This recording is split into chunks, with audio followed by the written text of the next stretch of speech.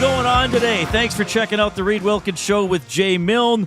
We are going to share with you our hopes and dreams for the remaining 60 games for the Edmonton Oilers as we move along this afternoon.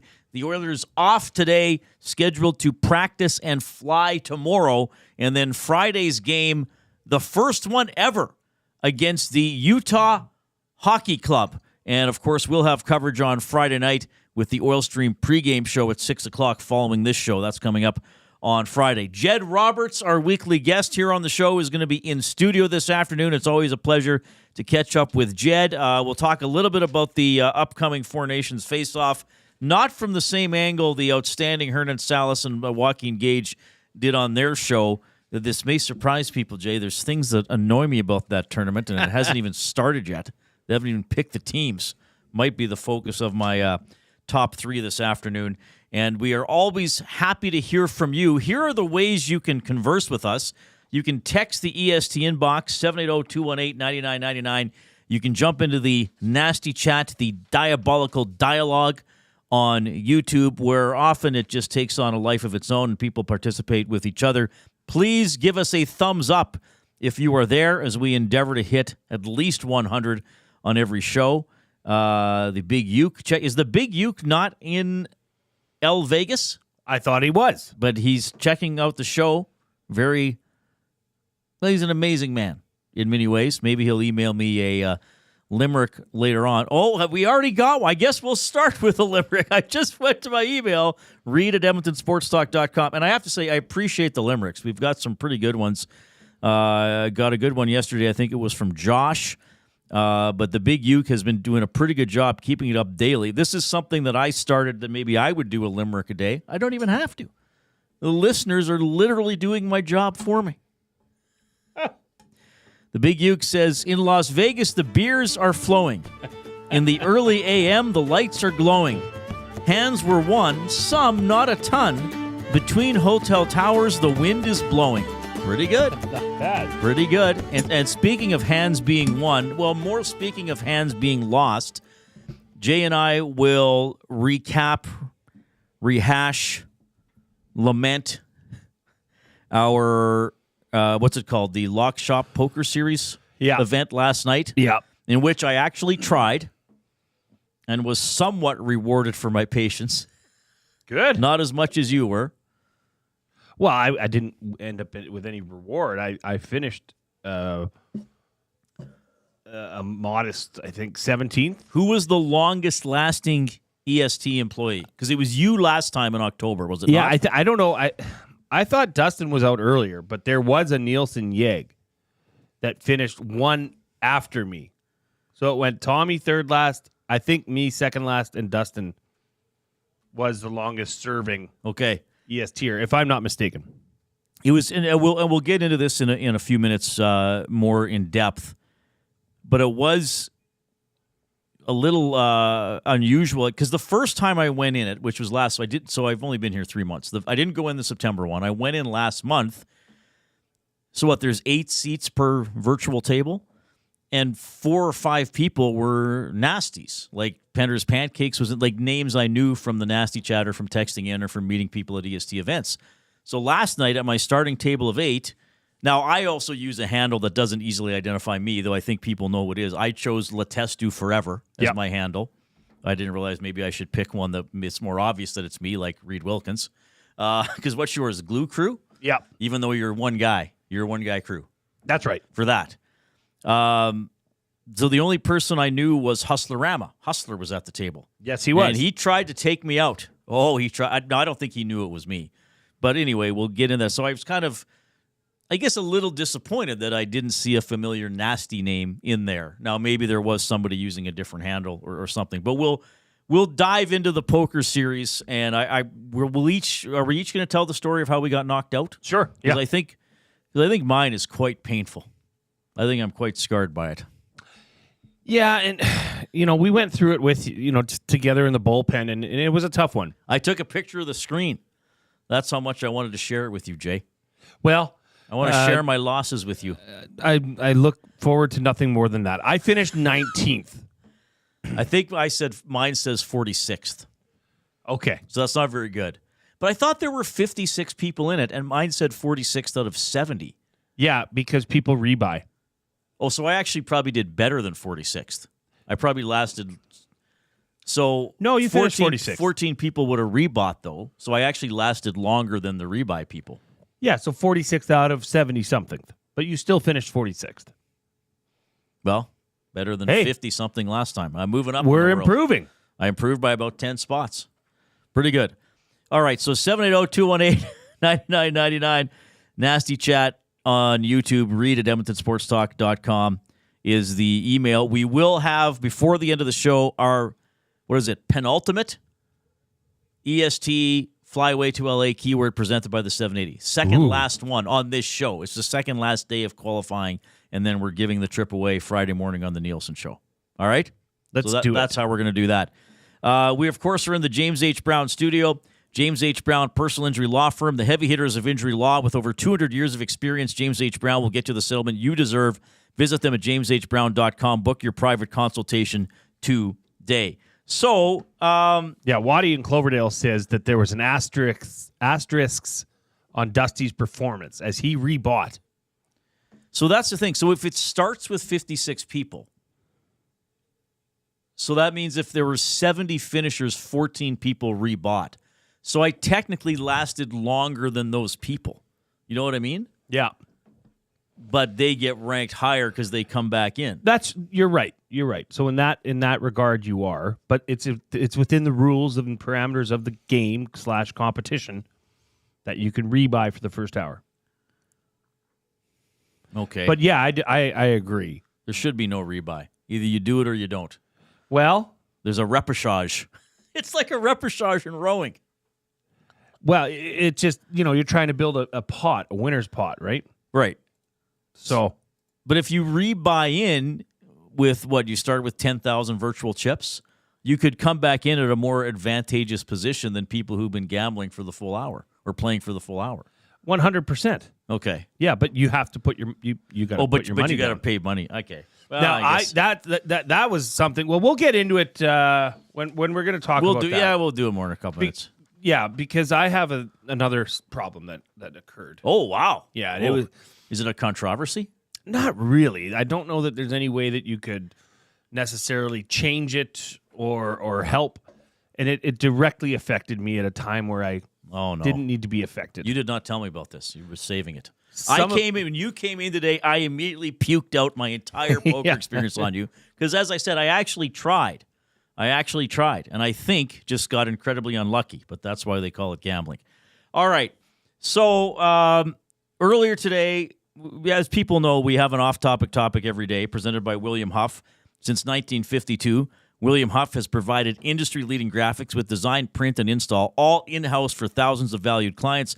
Their unparalleled customer service, combined with decades of industry expertise and a desire to make every job the very best it can be, is what they call the William Huff Advantage. Visit their website, williamhuff.com, or give them a shout, 780-454-4536. We always have an off-topic topic. Where did this one come from today? Were you looking at something or somebody randomly brought up American teams in the CFL? I can't remember exactly where it started, but you started looking up. Oh, or was it I was showing Eric a couple. Oh, Eric. A couple shirts that I had just recently purchased that have to do with the Commanders and Jaden Daniels. And he said, "Oh, you should check out this other site. I just got myself a cool jersey from an old CFL team." And I went on there, and then, there we go. Okay, so then one of us said, off-topic topic, and here it comes, everybody. We request your participation. Your favorite defunct team jersey. Now, defunct means it no longer exists. So, I mean, we're not going to specifically say don't do this, but you brought up the point earlier. The Atlanta Flames kind of don't count. Yeah, I mean, because they moved to Calgary and the logo is a variation of the Flaming A. Now they have the Flaming C. Let's just say you're not going to get kicked out of the friendship or the trust circle here if you do something. But, and I'm guilty myself because other teams, but we'll get to it in some of the ones that I've prepared. So I went ahead and prepared, what was it? It was 5 jerseys that were, I guess, meant something to me. Zach, can you put the feed back up on this monitor? Because I don't know what these are coming, and I think part of the shtick here is Jay wants me to guess these. That's right. Yeah. So go ahead and we'll start putting these up there. So this is in the spirit of this. And if you guys in the Nasty Chat or in the ESD inbox, if you say, hey, I want to, I think this jersey's missing, send it in. Zach will do his best to get it up during the broadcast here. But, it's always takes a little bit of time. But Zach's the best of the biz. So I don't know what Jay picked. Okay. Though he did say you'll know a couple of them for sure. You will. So let's start with the not that one, the one below it, Zach. Yeah, this is if you're not on YouTube, we'll describe what we're looking at. Let's start with that one. Okay, Reid. This one is just okay. So I know unique. this one. This is the Memphis Mad Dogs, one of the American teams in the Canadian Football League. This is a green jersey with the number over the left breast, and then the bottom right of the jersey is. Well, I hope I'm right the way I'm describing it. Is that not the Memphis Mad Dogs? That's the Memphis Mad Dogs. Memphis Mad Dogs. Who played for them? I believe Damon Allen was there because Dunnigan was Birmingham. Well, they only one season. Well, they only had one season. They went 9-9. 500. Yes, 500. They played out of the Liberty Bowl Memorial Stadium. Oh, right. I think this is a strange jersey because I don't know if it's a soccer jersey, a football jersey, or a baseball jersey. Well, now having said that this was from the American expansion era in the CFL, the Argos did that on their jersey as well. They had the numbers in the top left and the boatman guy in the bottom right of the jersey. But that's definitely a defunct team. Only lasted one season. Yeah, Damon Allen was the quarterback there for their one single season. And Cavillo was in Vegas. And I don't know who was else in Shreveport. Probably had a couple guys that stuck around. Okay, let's carry on with this. Well, you don't want me to list off every CFL player that played on an American team? Well, it was. Well, kids. No. Sometimes Uncle Reid gets rambling. Let's go to the bit. bottom. What is there. going on?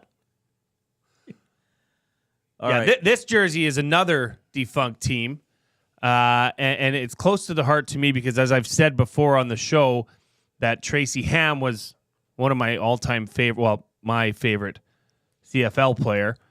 So this one here, Reid. Well, that's easy. That's Baltimore Stallions / CFL team. Yes. / CFLers or whatever they were called. Baltimore Stallions. I just love the simplicity of the jersey. I love the logo. I love the stallion. They did have a great logo. That the hair coming off of it kind of resembled, just incorporated the team colors. They played 2 seasons, and both seasons they went to the Grey Cup. Yes. They lost in 94 to BC. On the Passaglia kick. The Passaglia field goal. And they won against the Stampeders in 1995. Tracy Ham was the Grey Cup MVP. In Regina, was it not? 37-20? That's correct. Or you didn't just pick all former CFL teams, did you? I wish I could have, but you gave me rules. Go ahead, Zach. That one's up. This one I don't know if you'll get. All right. Oh, I'm excited now. Oh, my goodness. What is that? Okay, so we're looking at that's not even teal. That's very light blue, almost a baby blue. Baby blue. And, looks like a hockey jersey. It has yellow and white stripes at the bottom of the jersey and at the end of each sleeve. It has a giant V in the middle of the chest and a small C in the opening of the V at the top. No, the Vancouver Canucks are not a defunct team. So who would that be? Would that be like the Victoria Cougars or something like that? Wow. That probably played for the NHL Stanley Cup when it was a Challenge Cup, or before the NHL, perhaps in a Challenge Cup format. The Victoria Cougars were around from 1911 to 1926. They're the last non-NHL team to win the Stanley Cup, which they did in 1925. Oh, yeah. That's a cool jersey. Yeah. So they were the Pacific Coast Hockey Association from 1911 to 1924. Okay. Ron McLean actually wore a variant of this jersey at the Hockey Day or Hockeyville day where they had it out in Victoria, and he wore this jersey. So very good one. Go on, Zachary. So I just took a stab at that one. We all know this. Okay, Hartford Whalers. It had to be included. Yeah. Defunct. I guess technically the franchise is not defunct, but they don't use a variation of this jersey. The Hartford Whalers and, of course, the This one being famous for the W, but the negative space between the tail and the W forms an H. Hartford Whalers. Yeah, that's... You know what, Jay? I think this one has become...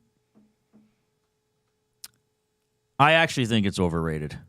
The Whalers? Yes. Like, it's okay. Like, okay, fine. There's an H in there. Big deal. You know what? The team sucked. They were never any good. Or they were always kind of mediocre in a very good Adams division. They had Ron Francis, Rob Brown briefly. They played in them all. I'm not as lovelorn over this one as some people. Struck. The Kelly Green of it just gets me every time. I mean, I love it. You can throw that on any jersey. I'm gonna be looking at it. I think the color scheme was just perfect. Perfect. So, Zach, this one, Reid, if you get this, I will take you out for lunch every day next week. All right. And we want people to send in their nominations as well. Your favorite defunct team jersey. Oh, I have no idea what that is. It looks like a San Diego Chargers jersey for the people not on YouTube. The light blue version. The light blue, the powder blue. I can't see. I'm not close enough to see what the patch on the sleeve is. It doesn't look that exciting, to be honest with you. It's just the color scheme. Oh, you like those colors? Okay. Like that powder blue, once again, so it's up there with Kelly Green. So it's defunct, so that means it's a team from the World Football League or an indoor arena league team or maybe something from NFL Europe, a team that folded. You said it. It was from the Arena Football League. This is the Detroit Drive. What a name. That is a good name. That's a double meaning. Yeah. I love those. Detroit Drive. They were in the AFL from 1988 to 1993. They won 4 AFL championships. Oh, who can forget? Who can forget? And who can forget in 1994 where the team moved to Worcester and became the Massachusetts Marauders? Who can forget? This one league history. Well done, young Zach. This one came in from Lacombe Drew. This is also a defunct jersey. Not a defunct human being, though. Yeah, well, it's questionable. Of course, we are looking at our dearest Tony Gondola. Yes. Who was a model for the Edmonton Trappers throwback jerseys, which you can clearly see displayed. Now, the Trappers, the old Trappers, the one we talked about. That logo we used last week iconic. of the guy with the big trapper mitt. But they went to this teal thing before teal was cool. That must have been a ballsy move back then. Well, San Jose was already going, I think, when they introduced this. But yeah. So are the Edmonton Sled Dogs. How can we forget them? Were they teal? I don't remember their jerseys. So that's our off-topic today. If you have a picture or something you want to use, send it in. If not, we can find it. Your favorite defunct team jersey. And we want you to use the word... Here's my other challenge to you. Find a way to use defunct in your everyday life today. You know, at work, talking to a spouse or a kid or a friend. Try a way to try to fit defunct into the conversation, other than just saying Reid said to say defunct.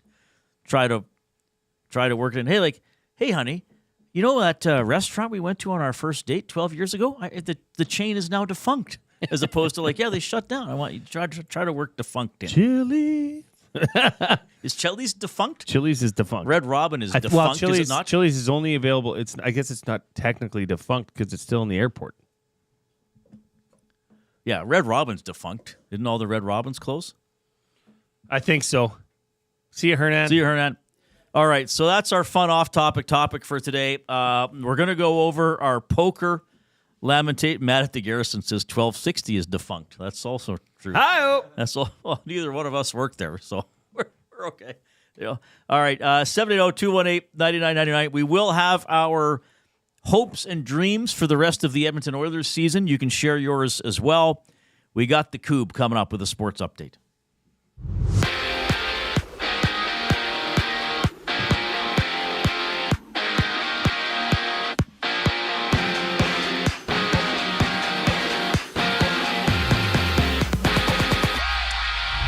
It's the Bruins against the Islanders, the Stars hitting the ice with the Blackhawks, and the Canucks meeting with the Penguins with 15 total games around the NHL. And out east, Davis Alexander has signed a 3-year extension with the Alouettes after throwing over 1,300 yards for 6 touchdowns this past season. Down south, the Vikings are set to sign Daniel Jones to their practice squad on a 1-year deal worth $375,000. And in basketball, Grady Dick is out of the Raptors lineup when they take on the Pelicans. We also have the Knicks matching up with the Mavericks and the Nuggets on the court with the Jazz, having 14 games around the association. This sports update is brought to you by Sit and Sleep, where you can save big with their Black Friday sale. Get a queen-size Eurotop mattress with patented non-flip pocket coils, gel memory foam, and 5 comfort zones slashed down to half price for only $399. Find great deals like this and more for the rest of the month at Sit and Sleep. Shop Black Friday sales now at Sit and Sleep, where you can find them in South Edmonton Common, next to Planet Fitness. The Reid Wilkins Show returns just after the break.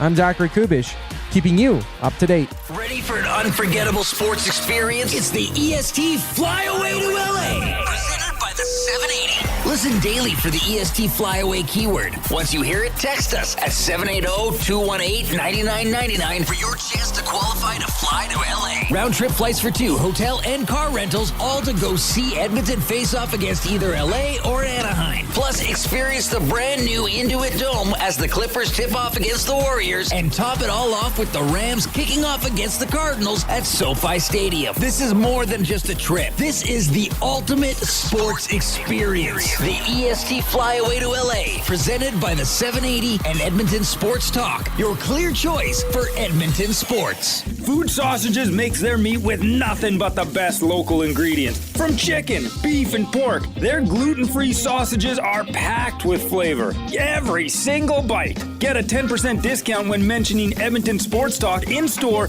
or use the code EST when shopping online at foodsausages.ca. Plus, you get free delivery on orders of $100 or more. Find them at 6736 99th Street. Food Sausages. You can't beat our meat.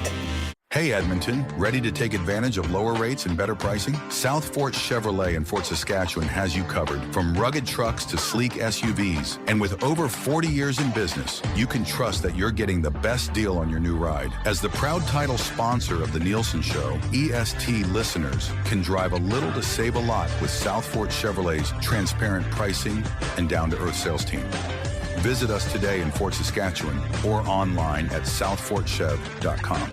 You know, this year, I want to give the gift of Christmas spirit. Okay, well, what's the going price for Christmas spirit? Actually, surprisingly affordable.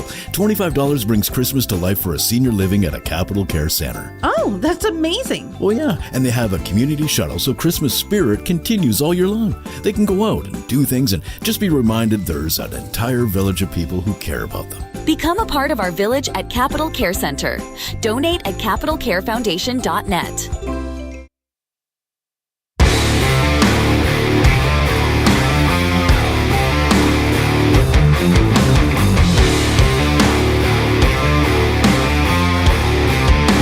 In the Nasty Chat, the Trappers went teal when the Marlins became their parent club. Yes, that's a good point. Copying or emulating, I guess, the colors of the Florida Marlins. That is in the Nasty Chat on YouTube. Give us a thumbs up if you are there as well. Along with Jay Milne, I'm Reid Wilkins, Edmonton Sports Talk. Your clear choice for Edmonton sports. We'll get back to this topic, the off-topic topic for William Huff later, because I think people are getting their submissions ready. Your favorite defunct team jersey. A team or franchise that no longer exists. Favorite jersey that's out there. I'm sure we'll get some interesting submissions. So last night, both Jay and I participated in the what was it called again? The Lock Shop Poker Series tournament.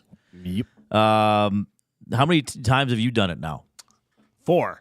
Oh, okay. I thought you'd done more than that. I've done 2. So I didn't do the first one in September because I didn't understand what was happening. And then I did it in October, even though I still didn't understand what was happening. And what was it? I was out after 19 minutes? Yeah, it was fast. It was fast. But, you didn't, I don't think you understood as much as you do now.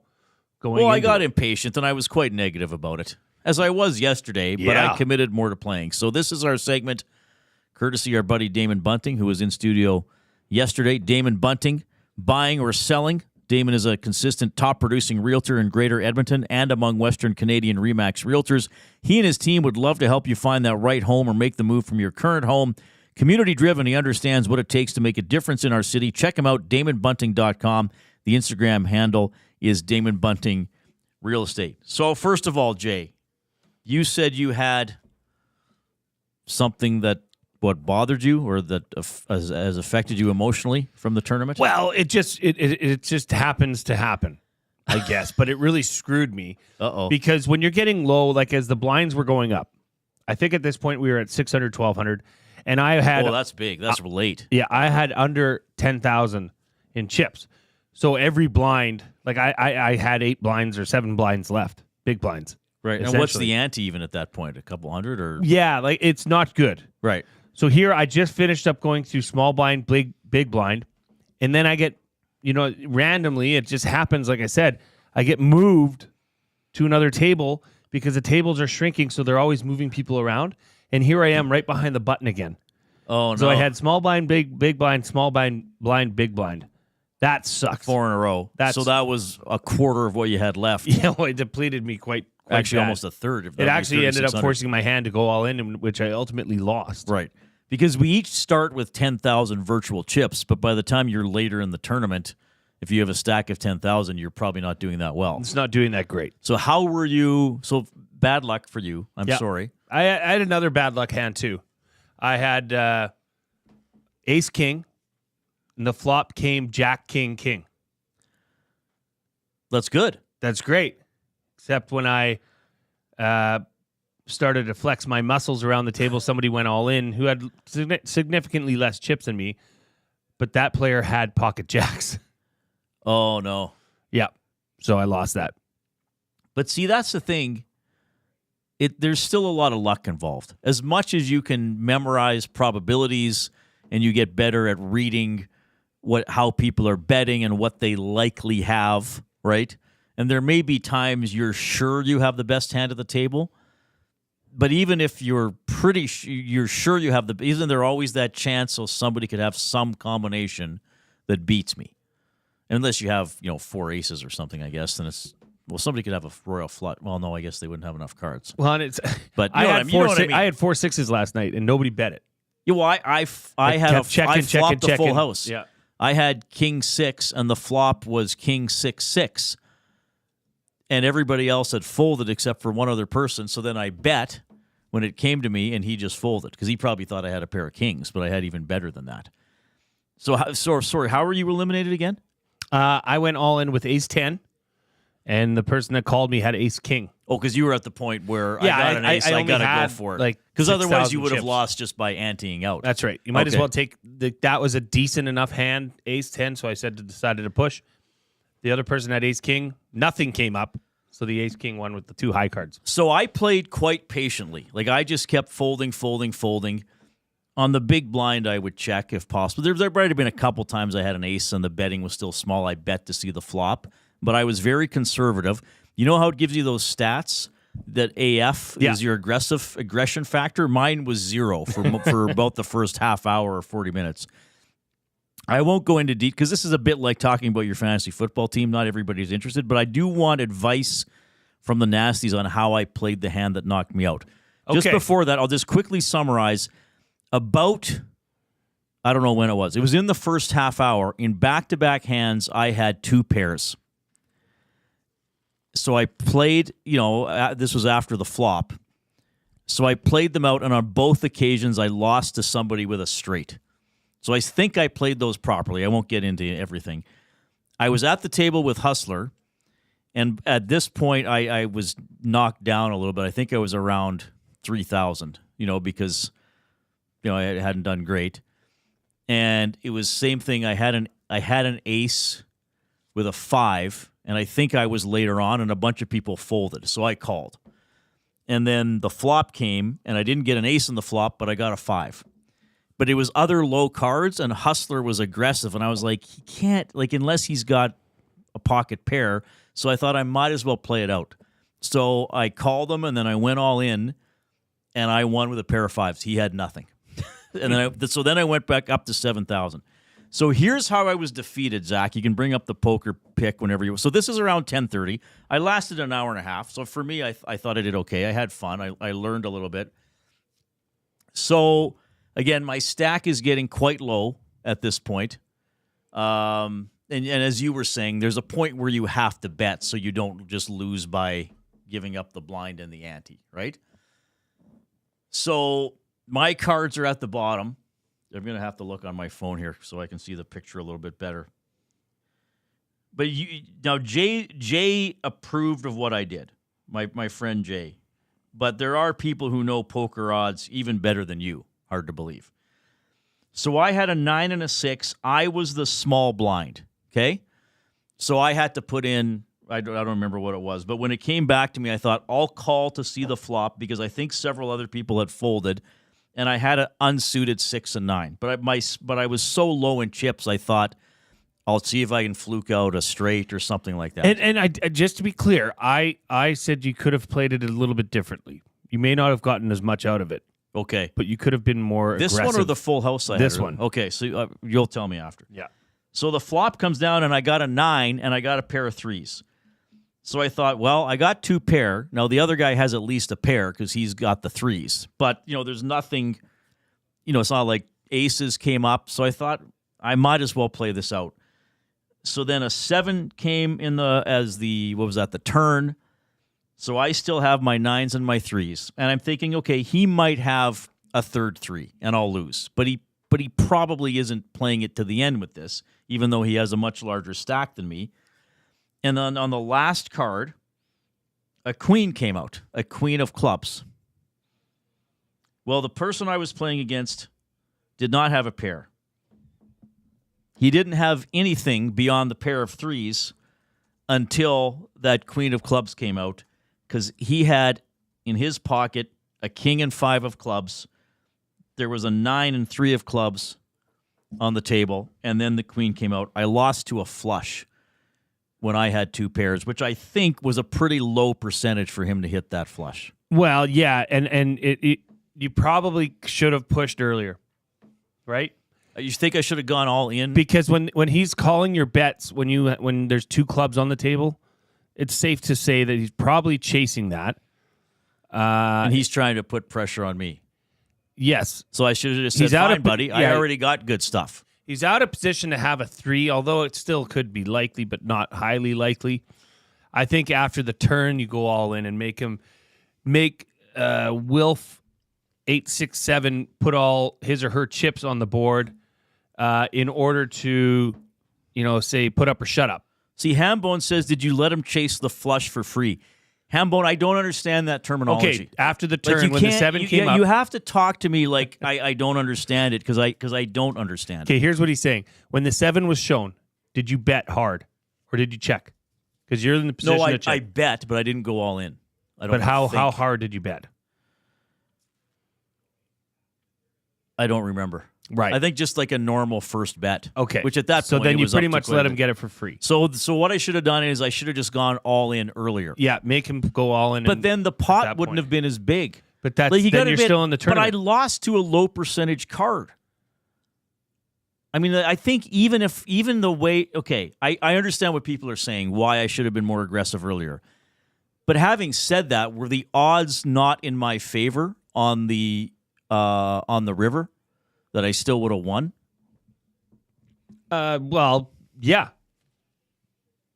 But there's still a 0.25% chance. Like he either needed a king if there was one left. I mean, I don't know the exact odds, but there's, a quarter of the deck is clubs.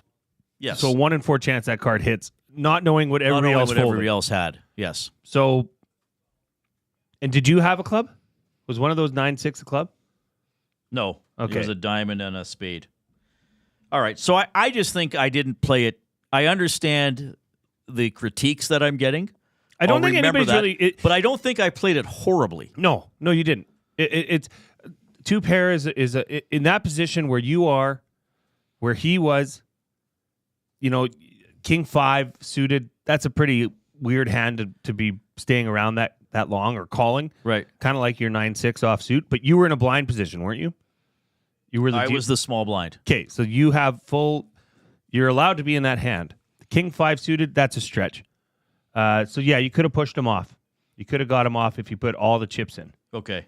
After the river or after the turn. So as soon as I had 2 pairs, especially since there were no big cards out. When that 7 came on the turn, I think that's where that's where you go all in. Yeah, I don't think I did till the end. Okay, so and that's good to learn. That's a good learning experience for me. And Brandon in the EST inbox says, sorry for taking you out, Jay. I was just like, no 10s. Thought you should have pushed all in sooner. Those blinds were killing you. And I said, yes. Oh, wow, that's nice of you to reach out. How did you finish? He finished second. Oh, good. Nice job. So well Duck done, Dad Brandon. says you should have folded if you were the small blind, but then he put LOL, so I don't know if he meant that or not. You know, if you're getting in for half, But I was like, I think around. I know, but up until the river, you were winning that hand clear. So that was a smart investment, but it was just to push him. Everybody has to remember, I played for an hour and a half as patiently as I could. I was getting a little impatient. Did you put on a movie in the background? I was reading Remarkably Bright Creatures in between hands. Okay, good. That's the book with the octopus that I'm reading. Good. Well, you're learning. I learned enough, so I'm buying that I'll play again. I'm not going to say I'm going to play every month, but this is buying or selling for Damon Bunting. I will buy playing again and absorbing the lessons from last night. Yeah, I think that's fair. Now, I think the next time, I think there's going to be a hiatus here because there's probably not going to be one during the holidays.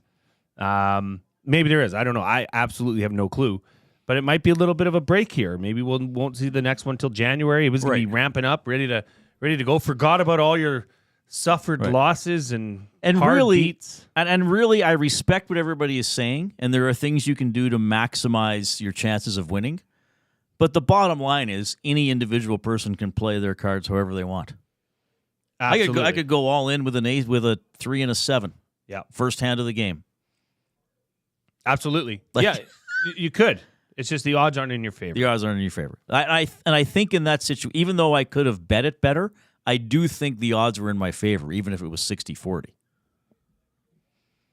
And I think in the other hands where I played with 2 pairs and lost to straights, I think the odds were probably at least slightly in my favor.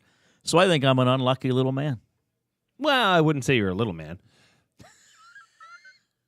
But unlucky in the poker realm, yeah. Certainly yesterday. And that's just how it goes.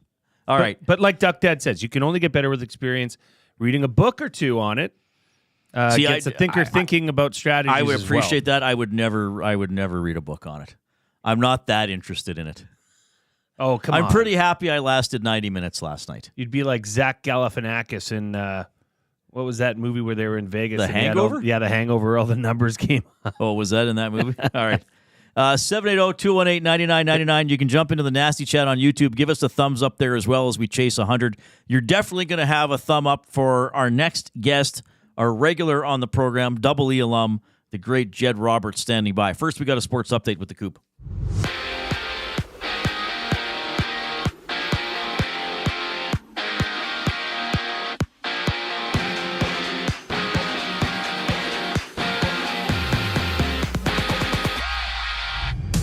The NHL sees the Canadiens take on the Blue Jackets. The Capitals meet the Lightning, and the Flyers battle with the Predators. Elsewhere, the WHL has 4 games, including the Kamloops Blazers going at it with the Chiefs. Out in Montreal, 26-year-old Davis Alexander has signed a 3-year extension with the Alouettes after posting a 5-0 record with 6 touchdowns and over 1,300 yards this past season. And on the court, it's the Raptors and Pelicans throwing it down with 14 games around the NBA.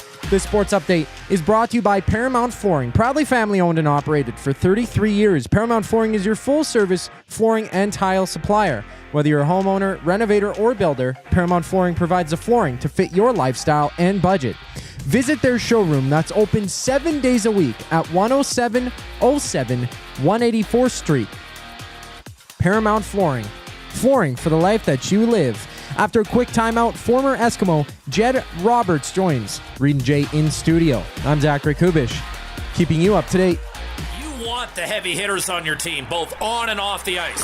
If you've been injured in a car accident, call the heavy hitters of injury law. James H. Brown and Associates, Alberta Injury Lawyers. With over 200 years of combined injury law experience, their precedent-setting lawyers are ready to help. Locally owned and proud Edmonton Oilers fans, James H. Brown and Associates wants to support you with their unrivaled experience, unrivaled results, and unrivaled commitment. When accidents happen, head to jameshbrown.com. The grand opening sale at Sit and Sleep is almost over. This is your last chance to take advantage of the special introductory sale prices on all mattresses. Stop in today for a free pressure point scan using cutting-edge technology so sleepologists can identify the perfect mattress for you. Right now, get free local delivery on any mattress over $7.99 and receive a free bamboo cooling mattress protector. Enjoy grand opening savings with every mattress on sale. Join us on location today for the final celebrations at Sit and Sleep in South Common next to Planet Fitness. Don't miss out. The grand opening sale ends soon.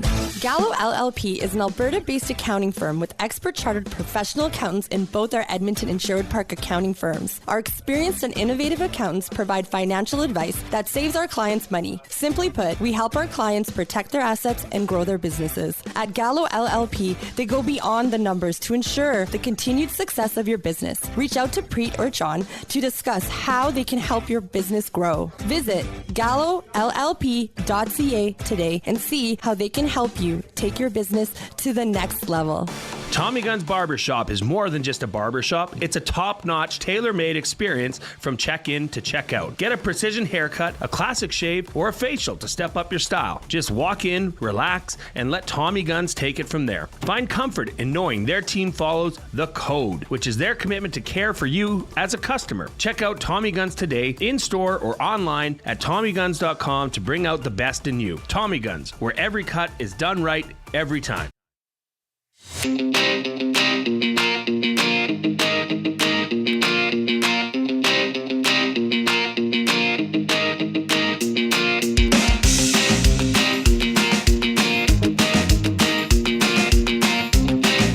All right, we are back on the Reid Wilkins Show, and we are joined by a rather large human sitting in between Reid and I. It is the man, the myth, the legend, Jed Roberts, who we will get into all things football, CFL, and NFL.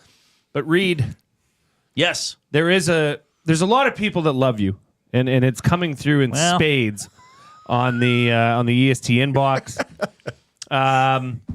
Old School Nasty says, no offense, Reid. The beauty of poker is luck only plays a small part of it.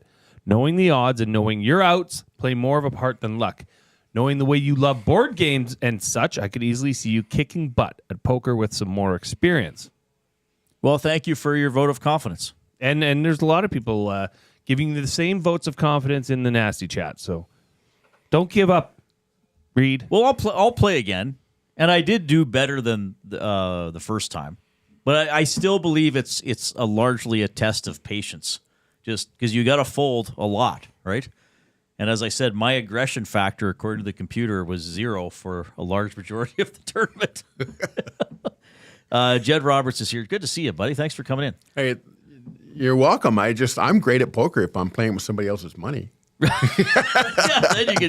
you can just go for it, right? Okay, so, all right, did you get into the Texas Hold'em craze or play with teammates? No, not buddies? really. I was more of a spectator. Like I just don't have the nerves for it. You know, like I said, if it's my money, I'm pretty stingy, and and I remember.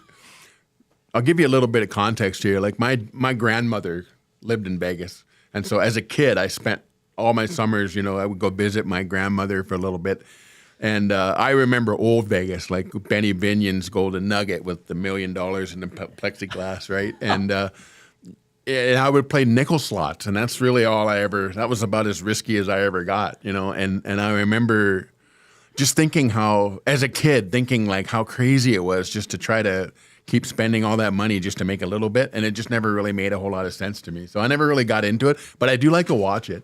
And I admire the strategy involved, and I laugh when I hear about people talking about online poker and how you've got to learn how to read people. You can't see them, like how are you going to read anybody online, dude? Like, the patience factor certainly plays into it, but if you're playing online, you're not reading anything. You're just playing the odds, right? So, but when you're playing people, I really it's crazy when you watch these people play high stakes poker and that is very dramatic, and I actually quite enjoy watching it. But I could never do it myself. I'm too much of a chicken. I got a buddy that's into it, and he said, because you referenced, with gambling, say, well, how much you have to spend to win something, and people probably know the odds for roulette or blackjack. I mean, you might be able to double your money on one. I know with roulette if you hit a number, but that's unlikely. But the one thing my buddy said about poker that he likes about it is you can win every dollar available at the table. Like if you sit down with 8 people and you win, you will get all the money. It's not like, roulette where it's like, well, I bet $1 on red, so I only get $1. You can actually take everything in. So I thought, okay, I get that, why that might appeal to him. Yeah. And the other thing is I used to spend a lot of time out on the road with Henry the Gizmo Williams. And people don't realize this about him, but he's actually a compulsive gambler. And any casino or any place that had slots, he would inevitably sit down and plant for about an hour or two. And that guy has horseshoes coming out of his butt because that guy would win almost every time we sat down. But I'll tell you something, he put a lot of money in. And inevitably he would hit, and then as soon as he hit, he would quit. And we would walk out of there, and he would always come out ahead. I don't know how he does it. Trent Brown's another guy like that. Really? Where he'll put a whole bunch of money on red, and he'll win red, and he's just like I don't know how those guys do it. I just don't have the nerves to do that. You're just not with them when they lost, though, probably. Probably. Somebody asked if you're going to do the whole segment in Gizmo's voice. Do you have a Giz impression? Yeah, I do. I've never actually aired it in public before. But okay. Can you? Oh, sure. Well, you did tell a good story on the Hangout at one point of a little trip you guys took up to Northern. North. Yeah, that was awesome. Yeah, man, I tell you what, I can only take him in small doses because I start to laugh and then my stomach hurts. And I'm like, just stop talking to me, Henry. Like, I can't take it anymore. It's too much. Like, I need to go home and, lay down and relax for a bit because my stomach's been so tight for the last 2 or 3 hours. But, yeah, he's a hoot. He's a riot, His voice is... Jed. Jed. Shut up, Jed. You're deaf. You don't know nothing, Jed. That's his voice. Jeez. So he pulls the deaf card out on you. There's nothing sacred. There's no sacred cows with that guy, All right. So great stories, but to sort of transition, but keep it along those lines. I mean, you played for the Esks, became an Edmontonian. Yeah. Henry played for the Esks, became an Edmonton. I mean, I saw Mookie at the news conference. Yeah. Fleming was there, a bunch of other guys. And Chris and Ed both sort of alluded to, and we know the word culture gets thrown around, sometimes almost too much in sports, but I get what they're trying to do with the Elks. But they both said, and Chris was on with us the day of or after the news conference, I can't remember. Of. And he said, we need 24, 3 guys living here year round and training together and being in the community and getting to know each other's families and knowing their neighbors and stuff like that. Your decision to, become an Edmontonian, because you could have gone back to wherever or chased a life somewhere else. What was it? What did it involve? Well, it kind of went back to something my dad told me. My dad, for those of you out there who aren't aware, my dad played for 7 years with the Ottawa Rough Riders from 1964 to 1970, won 2 Grey Cups and 3 appearances.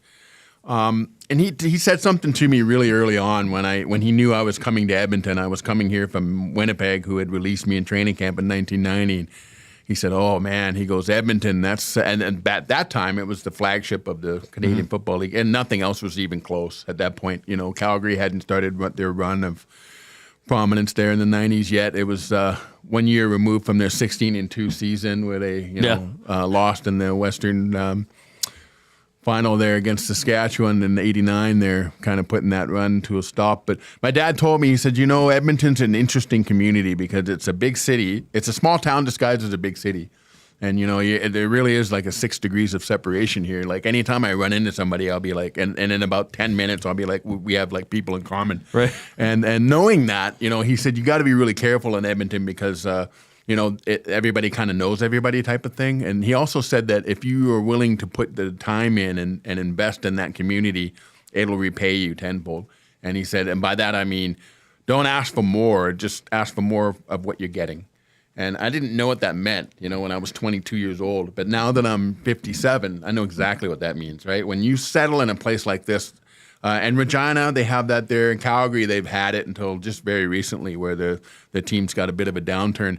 They really take care of their own. In Winnipeg, they do that. They take care of their own. And my dad, when he was in Ottawa, those guys, all the Americans came up and they made their lives there, and all of those guys are still there, a lot of them, The community really embraced them, and that was because they were willing to go out and hit every little town. Henry Williams and I, we were, in the off season, we were playing on the basketball team. We would be up in Beaver Lodge, for heaven's sakes, right. or We would Well, you go went to to Rainbow Evansburg. Lodge, or we hit everywhere. We went all the way up to Tuktoyaktuk, and we went hunting for caribou with Willie Pless, and those experiences, like, you just don't get that anywhere. So does else. that help build a sense of team? Because you still have to be a good football player, but how does that help in the offseason? The thing is like, if you're going to represent that community, you should put some time in and get to know the people there, right? And break bread with them. Like, I remember Benny and I sitting in some living room in Fort Simpson, Northwest Territories, after we've been snowmobiling all day long, and there's no cut lines up there, right? And there's nothing. Like, it's overwhelming when you're up there. And it's like 40 below, and we get in, and we're sitting there, and we're talking to this family, and we just looked at each other at one point, and I'm like, Benny, how far from home are you right now? And he was like, oh gosh, like maybe 4,000 miles. And we just started laughing, right? Like, what are we doing, right? And that's what it's all about in the Canadian Football League. Like, football is just a small part of it. And the good teams, the great teams up here, like Chris and Ed were saying, the guys that really buy in and are willing to become part of the fabric of the community, like I've raised, like all of my kids were born here in town, and 3 of them went back down to the States, but it's a beautiful place, there's no daylight in the wintertime, but there's nothing but daylight in the summertime, right? And people make up for lost time in the summer, and I became part of that mania every year, and there's just something about, I survived the winter. Thank God, the flowers, like we're not going to die. It's such a hard winter, but the summers are so beautiful and so awesome and so full of that, like, things to do around the city. It's just, if you're willing to put the time in here and not just show up, collect a paycheck and go home. And that's what the mentality has been around this franchise for the past 10, 15 years, is that guys just come in, get a paycheck and go. And there's so many people, it's been a revolving door. You can't win games doing that. All right, you win games with people who buy in. All right, so you mentioned the discrepancy between the summer weather and the winter weather. No, that wouldn't have been foreign for you, having been in Canada and was it Colorado for college and stuff. But what about like the guys from the American Southeast? Explaining to them about the thing that people don't understand, and even like coming from Colorado, like, this is really weird, is that the snow stays on the ground. Like, it snows in late November here, like it is, and this won't melt until March, right? Yeah. And like we nod, we like, that's. But when you tell somebody like that about that down in the States, they're like, what? That doesn't make any sense. I'm like, and there's like that. It's that cold. I'm like, it's really cold, man. You can, it hurts your face. Yeah, no, and snow in Edmonton is synonymous, isn't it? But getting that team back to its prowess and its winning ways is also something that fans and people in this community are hoping becomes synonymous again. Yeah. Last time you were on here, they had just announced that Chris Morris was going to be the president. Now you're on here after the announcement of the general manager and Ed Hervey. In your talks with, because I know you're close with alumni, you guys still hang out, and that was the beauty of your teams. What's the scuttlebutt? What's the word on the street as far as what people think that played for this team and this organization? What do they think of these hirings? Well, I think everybody's right on board with it, and it makes a lot of sense. So it checks off a lot of the boxes in terms of cultural components, and the philosophies of Chris and Ed are very much in line, and they both approach like life very similarly, and they're no nonsense, but they also have a great sense of humor, and they know when to have a good time, but they also know when it's time to work. And they also, like, when you're talking about like culture in terms of like the bloodline, you look at, like, we all played under Hugh Campbell as the general manager, and that's the model that we all followed, right? And even with Ron Lancaster as the head coach, and he would always say, and I've heard it, and some other people say it, and it bodes true, is that never let the highs be too high, the lows be too low, and just operate somewhere in the middle, and just try to be consistent, And there's no magic in that. It's just work. You just got to show up, do the work, and go home. And if you did a good job, you can hold your head up high. If you didn't, learn, take the lesson, and move on. So. All right, Jed's going to stick around for another segment, and we'll dive into some more on-field or player personnel stuff with the CFL and the NFL, which will always be fun. Portions of this hour are presented by the Canadian Brewhouse. Book your holiday party at the CBH today. Your ultimate destination for events, parties, fundraisers, and more. 'Tis the season to celebrate. Visit and book now at thecanadianbrewhouse.com. Edmonton Sports Talk, your clear choice for Edmonton sports. Right on. Winners, props, plays, parlays, and more with Nielsen and Hustler. Weekday mornings at 11 on The Lock Shop. Only on EdmontonSportsTalk.com. Conveniently located 10 minutes west of St. Albert, Wheeler's RV Storage will provide you with safe, secure storage for your RV, boat, or whatever you need to store. Open 7 days a week with gated keypad access and extra large stalls. Now is the time to take advantage of their limited time offer. Buy 6 months and get 1 month free. Now's the time to go to WheelersRVStorage.com. That's Wheeler's RV Storage. Safe, secure storage. Visit them today at WheelersRVStorage.com. Celebrating 70 years in the signage industry, William Huff Advertising is the most recognized name in the game. An in-house, one-stop shop for all of your design, print, and installation needs. William Huff provides quality graphic solutions for everyone. Here in our City of Champions and throughout the nation, they are the preferred signage partner entrusted by many of the biggest corporations, pro sports teams, and organizations to bring their identity to life. Recognize the name, get in the game. WilliamHuff.com. The Canadian Ice House is taking your sports experience to a higher level. Trackman golf simulators are now open at the Ice House, an immersive and realistic golfing experience in the heart of downtown Edmonton. Visit in-store or at thecanadianicehouse.com for details. GCL Diesel has been serving oil country since 1972. From diesel cars to SUVs to pickups. From farm tractors to school buses to a big rig. From diesel generators to forklifts, GCL can test, troubleshoot, and repair all diesel fuel system components. Whether it's injectors, pumps, turbos, filters, or additive, GCL has the parts you need to keep your diesel running the way it should. For genuine diesel parts at wholesale prices, visit GCL Diesel in the West End or online at GCLDiesel.com. GCL Diesel. Diesel understood.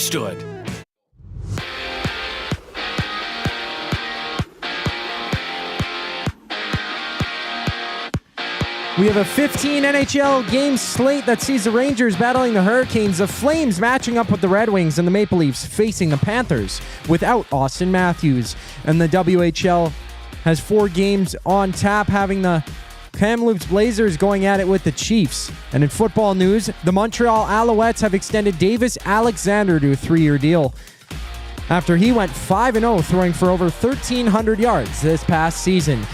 Basketball has the Raptors tipping off with the Pelicans with 14 games around the association. The Reid Wilkins Show with Jay Milne continues right now. I'm Zachary Kubish, keeping you up to date.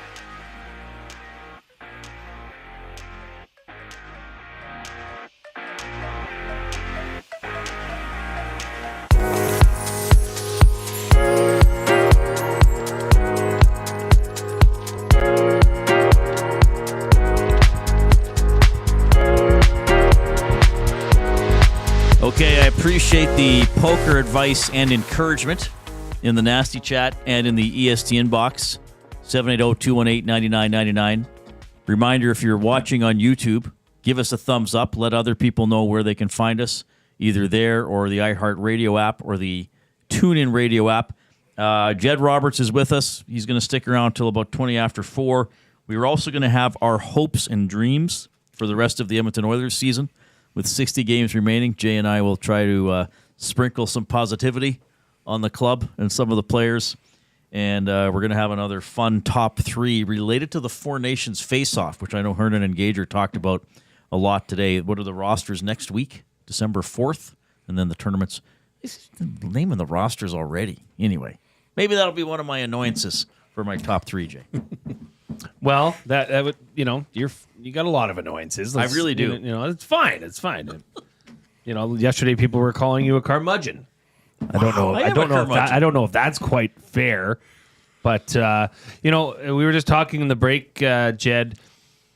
Obviously, Vernon Adams Jr. goes to Calgary.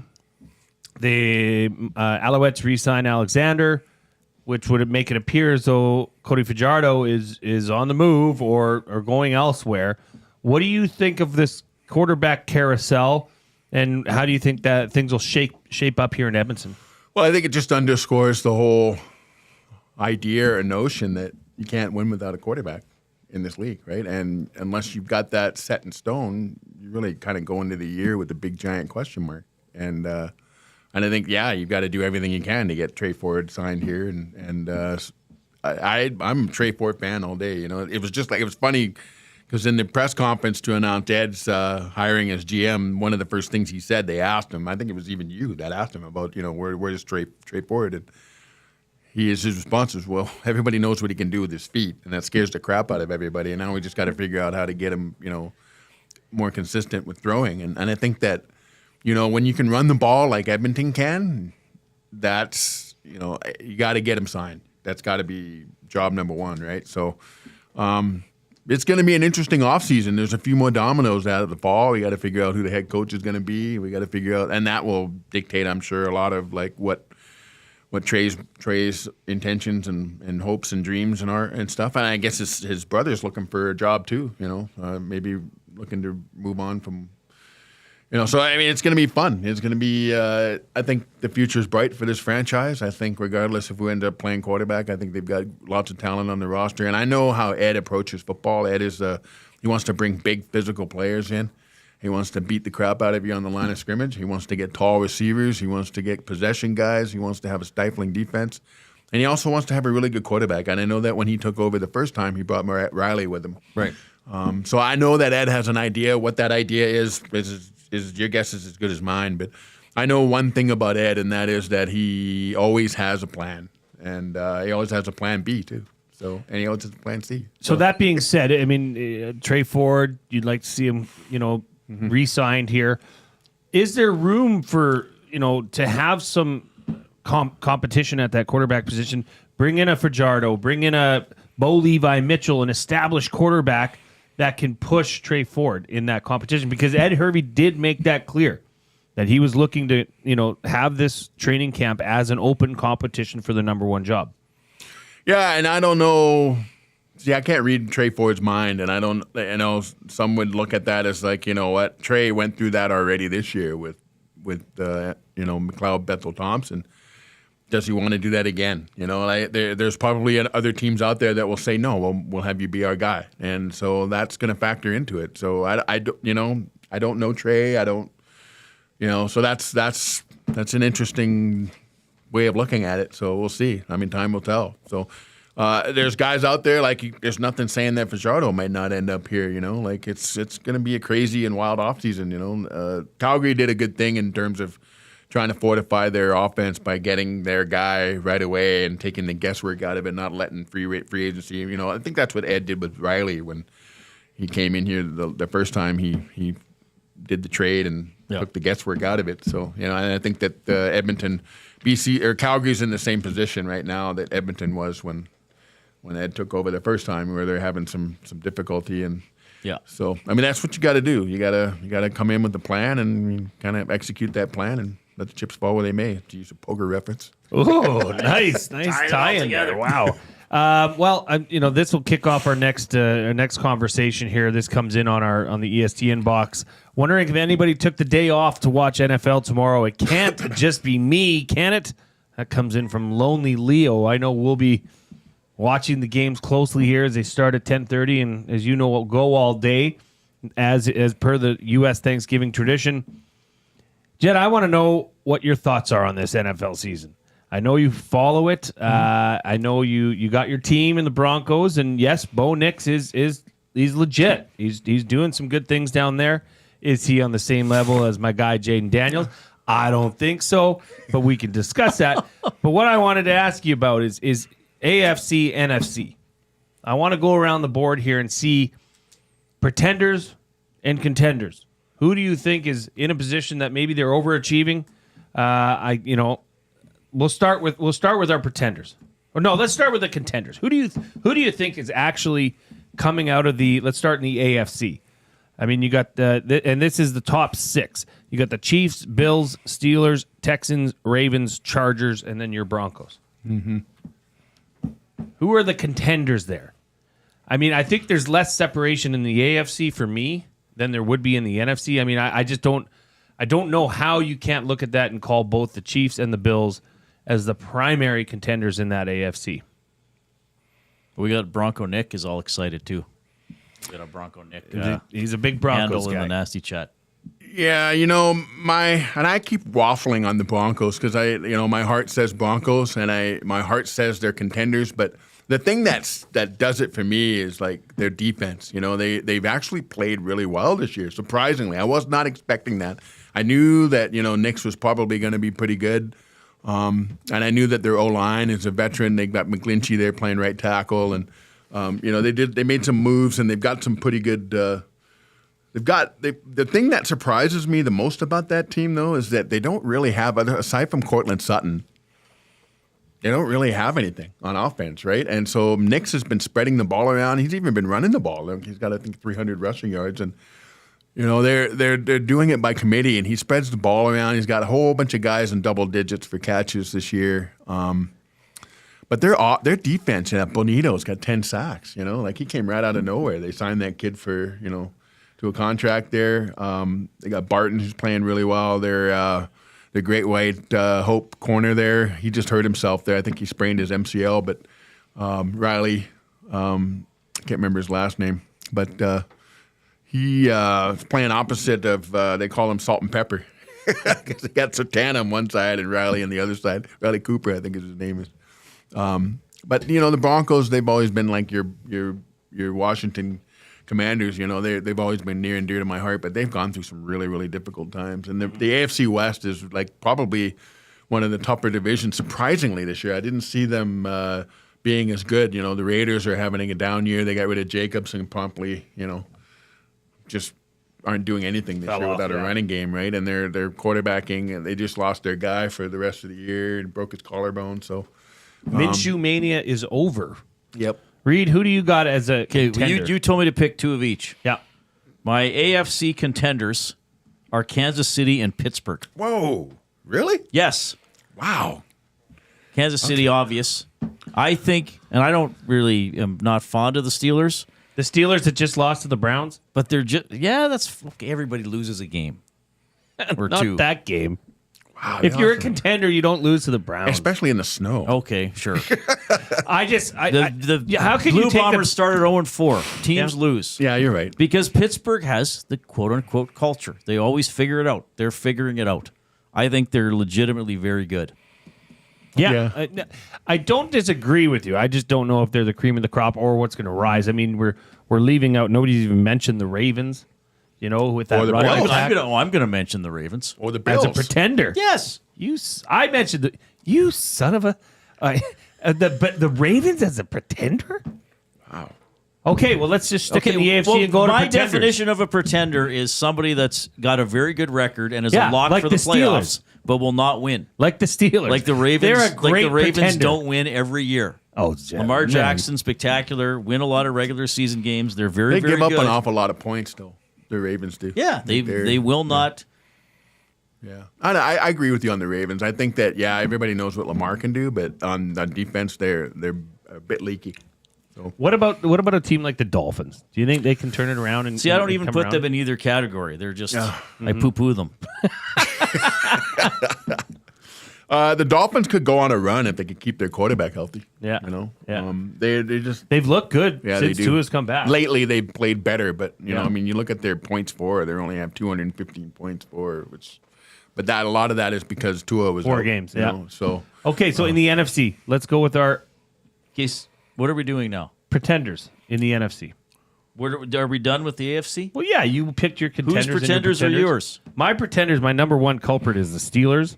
My number two culprit is the Texans. Oh yeah, I have the Texans as a pretender as well. Okay, but I also had Baltimore. Well, then we're not too far off. Yeah, well, I got 50% off. I got the Texans, and I hate to say it, but the Ravens. Yeah. Okay. So nobody. So the Bills are in. The Bills The are Bills way are up like there. they're good, Okay. and they're almost a contender, but they're not like a pretender that's destined to fall flat in the playoffs. Okay. NFC pretenders. I'm going. You go first with pretenders. Philadelphia, because again, to me, they will have a late like last year. collapse. They will not keep putting it together, and they will not get it done in the end. And now I think we're seeing that the other team, with 3 consecutive losses and a win on one of the flukiest plays of all time, You're talking is about the my Washington Commanders. Commanders. Yeah. They will be in the playoffs, but they will not be able to do it against the higher competition of the postseason. Now, if everybody's being like, "Oh, Reid, you cheer for the Seahawks," yes, the Seahawks obviously aren't good enough, even if they make the playoffs. I mean, if it's a pretender, to me, it's a team that some people might say is good enough to go deep or win it all. I mean, the Seahawks clearly, obviously, are not, even if they get in. So that's why I wouldn't even bother putting them as a pretender. Yeah, and I'd put the Commanders as a pretender as well. I think they overachieved early. I think if they can get to 10 wins this year, that would be a success. That would be, beat the odds maker anyways. I think the Falcons are a pretender, even though that division that they're in is very weak, and they're still leading it right now. I think they're a pretender. Jed, who you got? I think the Packers are a pretender. Yeah. Oh, interesting. I don't...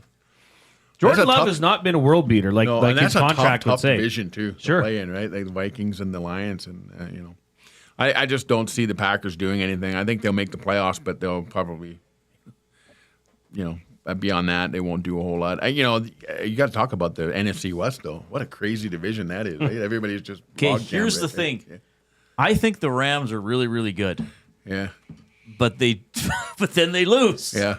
But like their D line is really, really good, and I love teams with D line, and their quarterback is good, but they just like I almost considered putting them as a contender, but they might not make the playoffs. Yep. Yeah, it's. Well, I mean, what's the wild card at right now? 7-5. Yep. So I mean, a 5 and 6. They'd have to win the division. They'd have to win the NFC West. Will probably just get the one playoff team, right? But I mean, could the Cardinals sneak in there? Yeah, the Cardinals have been playing pretty well lately. It would be between. Well, I mean, the Seahawks just beat them. Yeah, didn't give up a touchdown. But I mean, even the 49ers at 5 and 6.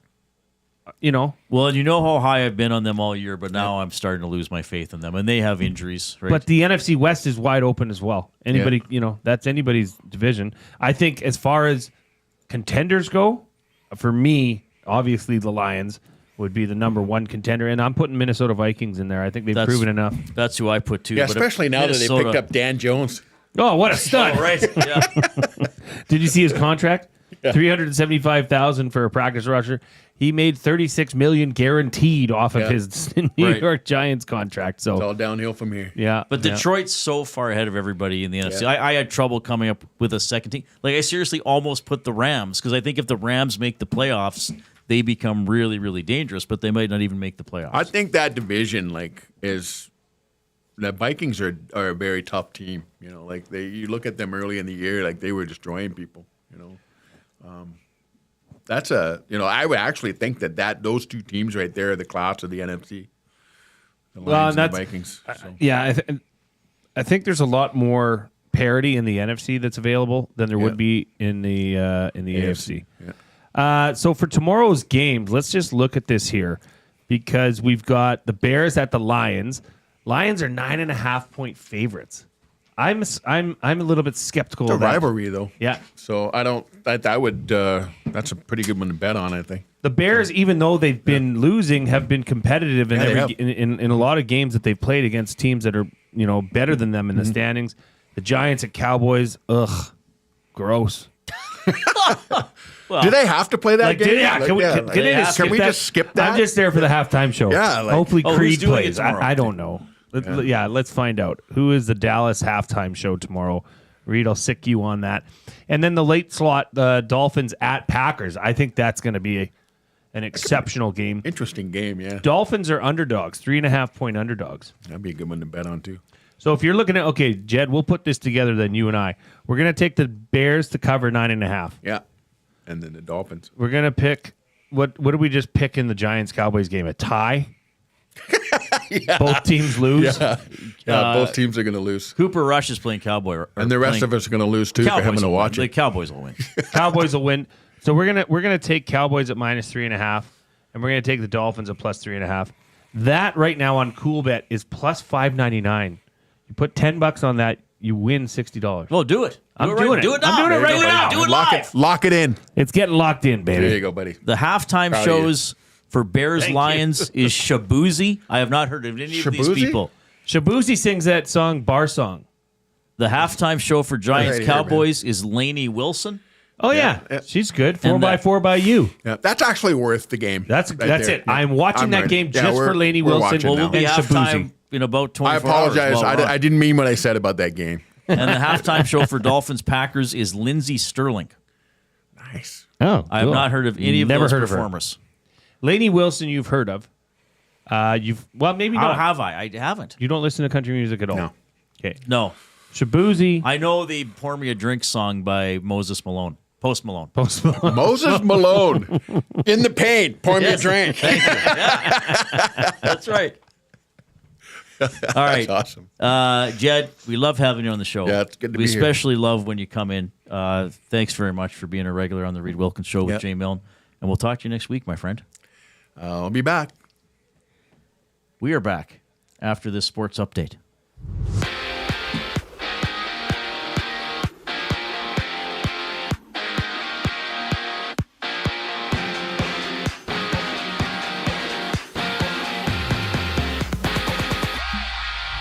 It's the Bruins and Islanders. The Stars hitting the ice with the Blackhawks, and the Canucks meeting with the Penguins on a 15-game NHL slate. Out east, Davis Alexander is signing a 3-year extension with the Alouettes after throwing over 1,300 yards for 6 touchdowns this past season. And down south, the Vikings are set to sign Daniel Jones to their practice squad on a 1-year deal worth $375,000. In basketball, Grady Dick is out for the Raptors lineup when they take on the Pelicans. We also have the Knicks matching up with the Mavericks and the Nuggets on the court with the Jazz for a 14-game NBA slate. This sports update is brought to you by Advantage Sports Medicine and Physiotherapy. Get treated like a pro with their highly skilled crew. Whether you're recovering from an injury or looking to enhance your performance, Advantage Sports Medicine and Physiotherapy uses the same locker room approach, trusted by the best in the game. Find them online at AdvantageSportMed.ca. The Reid Wilkins Show returns just after the break. I'm Zachary Kubish, keeping you in the loop. FXR Edmonton is the place to shop for the best deals of the year. Whether you're looking for snowmobile apparel, riding gear, workwear, or a new jacket for looking stylish around town, FXR Edmonton is the place to be. Door crasher deals up to 80% off, and the entire store is on sale, so don't miss out. the best deals of the year. Black Friday at FXR Edmonton, 8 a.m. to 8 p.m. Come see us at 324 Mayfield Common. 780 is just another lame-ass, low-budget local shop. Homegrown right here in Edmonton. 780 is both the shop name and their in-house clothing brand that celebrates all things unique to E-Town. They also work with close to 1,000 local vendors from the 780 to help promote and get their brands off the ground. Check them out online at 780.com or at any of their 5 locations at Southgate, Londonderry, Kingsway, St. Albert, and the Outlet Mall by the airport. If you've been injured in a car collision, let James H. Brown and Associates, Alberta Injury Lawyers, protect your interests. They'll be there every step of the way to help answer your questions and help you get your life back on track. Trust Alberta's precedent-setting injury lawyers with their unrivaled experience, unrivaled results, and unrivaled commitment. When accidents happen, call James H. Brown and Associates, Alberta Injury Lawyers, 780-428-0088, or go to jameshbrown.com. Gallo LLP is an Alberta-based accounting firm with expert chartered professional accountants in both our Edmonton and Sherwood Park accounting firms. Our experienced and innovative accountants provide financial advice that saves our clients money. Simply put, we help our clients protect their assets and grow their businesses. At Gallo LLP, they go beyond the numbers to ensure the continued success of your business. Reach out to Preet or John to discuss how they can help your business grow. Visit gallollp.ca today and see how they can help you take your business to the next level.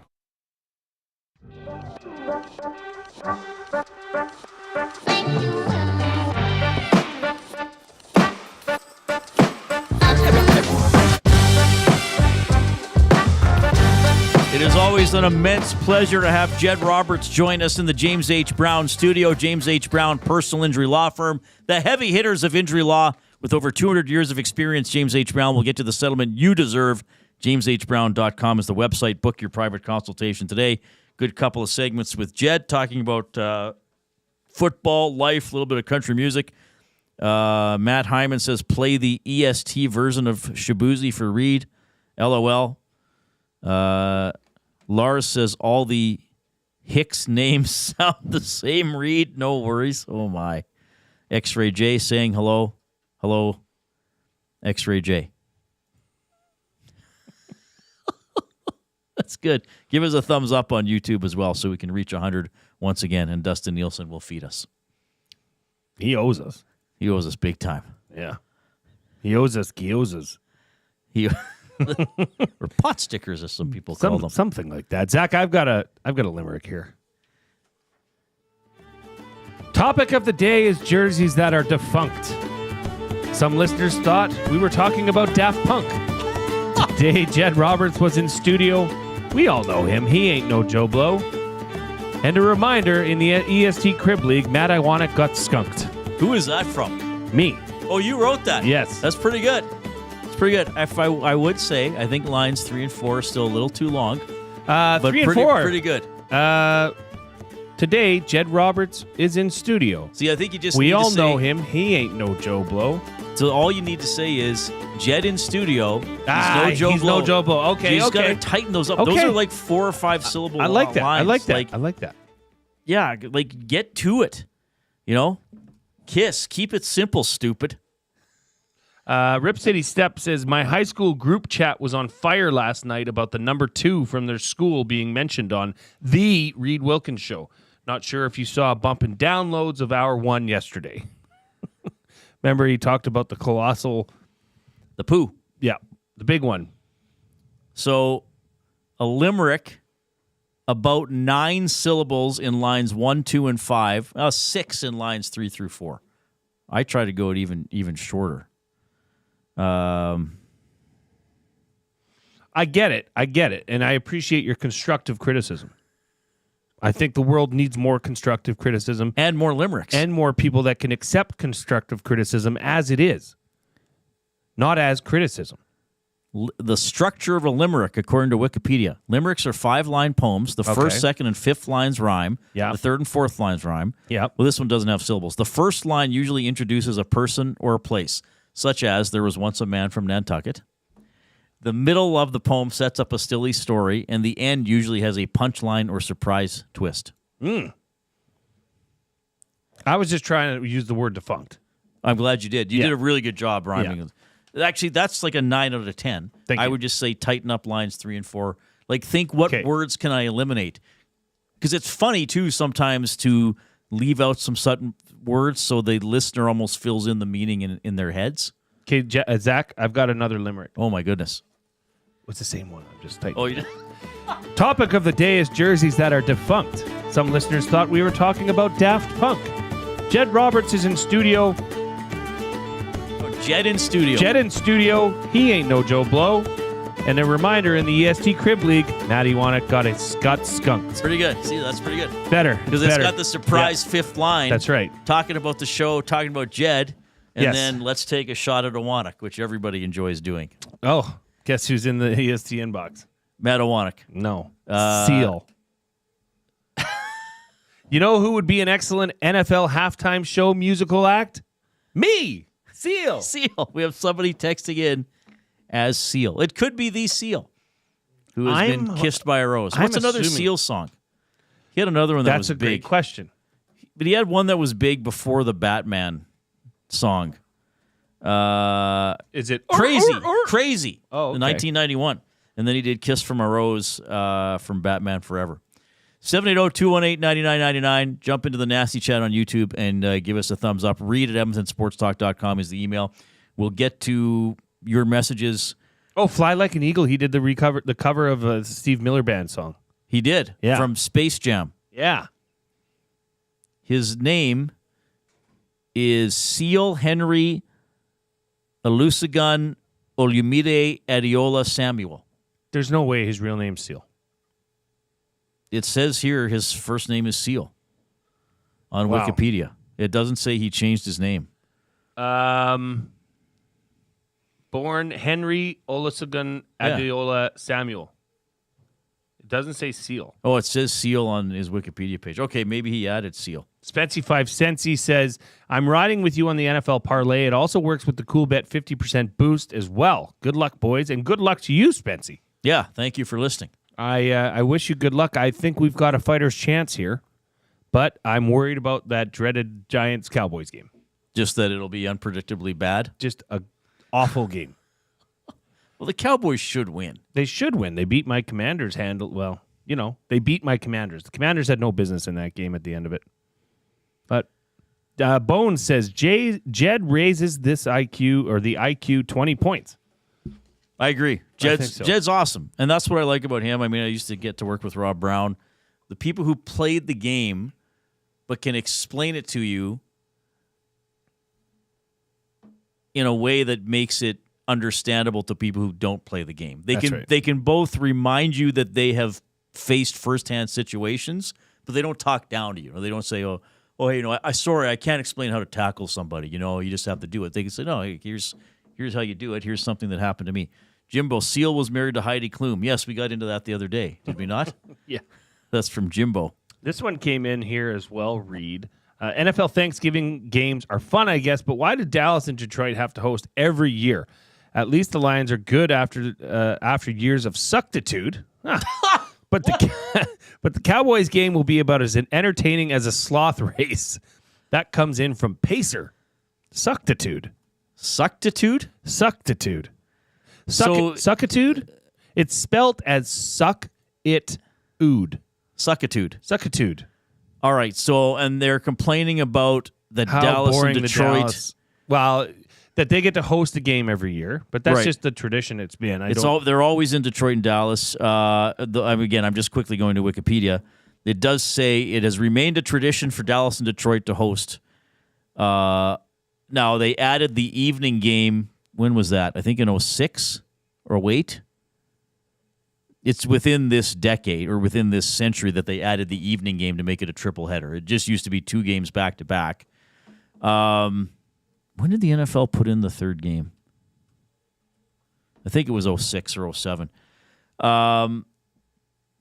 Now, for a long time, Dallas was good and Detroit wasn't very good. Now this year it's the opposite. People would want to watch the Lions play and maybe less likely to watch the Cowboys play. I guess they're saying by adding the evening game, now there's 2 other teams that can play on Thanksgiving. So it's Detroit, Dallas, our standards, and now there's 4 other teams that get to play as opposed to just 2. Well, and traditionally it's been the Detroit game's the dud. They stink. And the Dallas game was just some sort of a collapse. But now Detroit is on fire. Where Leon Lett would touch the ball after a blocked field goal. Suckitude is the condition, quality, extent, or measure of how much something or someone sucks. Really? Suckitude is a word. That's probably an Urban Dictionary, not the actual Webster's or Oxford. On the internet. It's on the internet, so it is a word. That is, and this comes up though in the Canadian Football League. Well, why doesn't Edmonton get to host on Labor Day?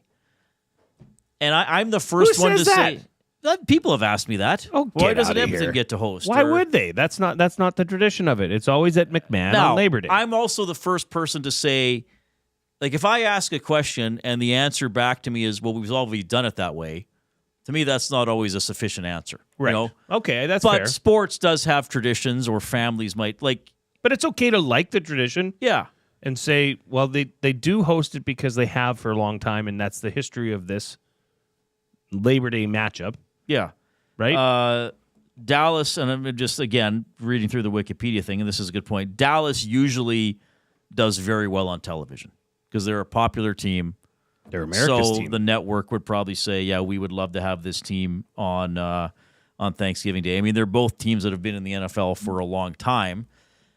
And again, that third game allows other markets to experience Thanksgiving football without Dallas or Detroit giving up a game.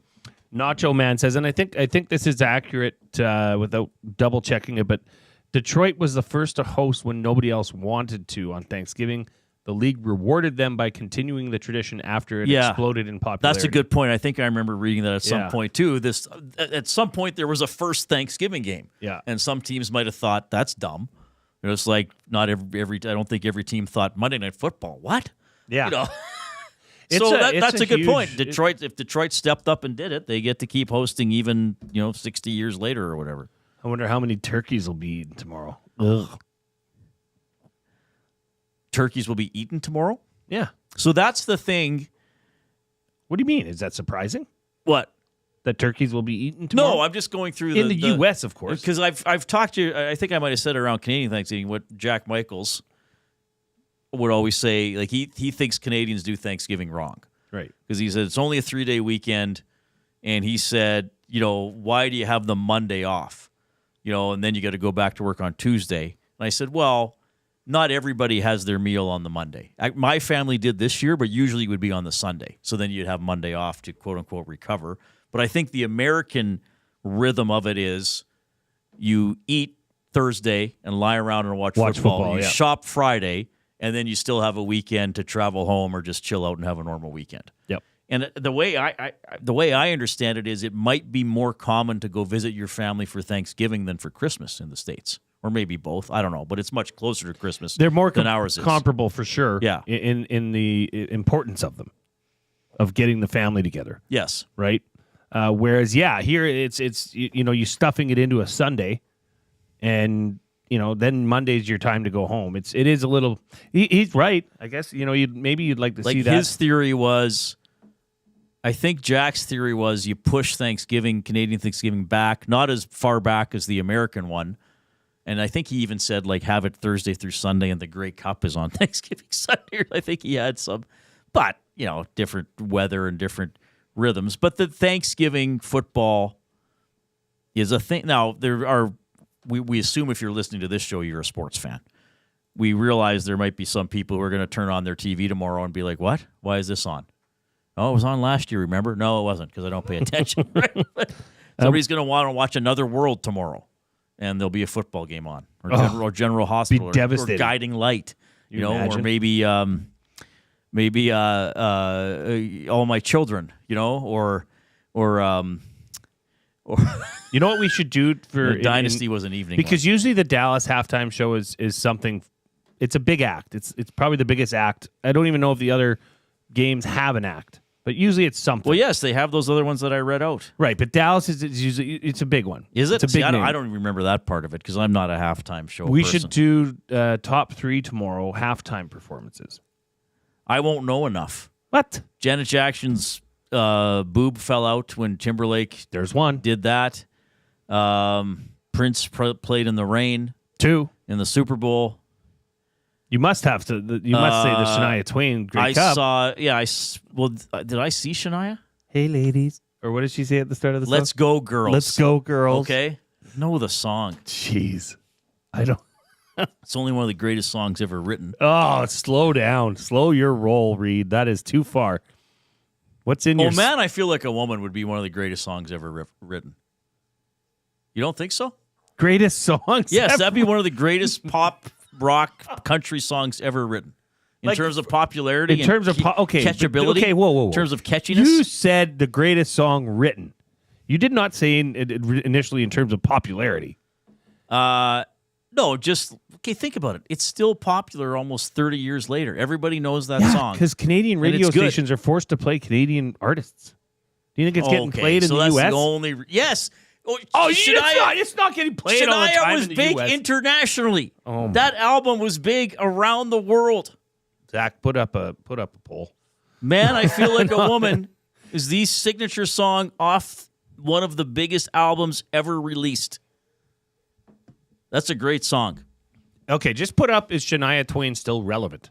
Yes That's or not no? what I'm saying. That's essentially what I'm you're saying asking. that song is still good. Okay, then put up the song. Is it still good? Yes, it's great. Or is it... No, but you said this is the greatest song of all time. No, I didn't. I said I would say... You did! I would say that's one of the... Like if I listed my top 20 favorite songs, I would have Man, I Feel Like a Woman in there. That's 20 songs. That's a lot to choose from. No, it isn't. If you think of all the songs that have song. ever been written, my personal list... Jimbo says, so you're Reid Wilkins? That don't impress me much. That's very clever. That is extremely clever. Jimbo gets a auto-pecked poster of Dolores the hen, our EST hen, who's working very hard at the desk right now. Like, okay, Shania is huge. That song is a timelessly good song. Like, okay, Mr. And let's face it, a very sexy video, regardless of who you're attracted to. You don't remember the video, dude? Oh my god, I don't remember much. I was not a Shania Twain fan. There are people like me. I wasn't even a Shania Twain fan, but that song is a great song. It's a lot of fun. One of my best friends. This is Man, I Feel Like a Woman. Man, I Feel Like a Woman. Yes. Dun, dun, da, da, da, da. Let's go, girls. Yes.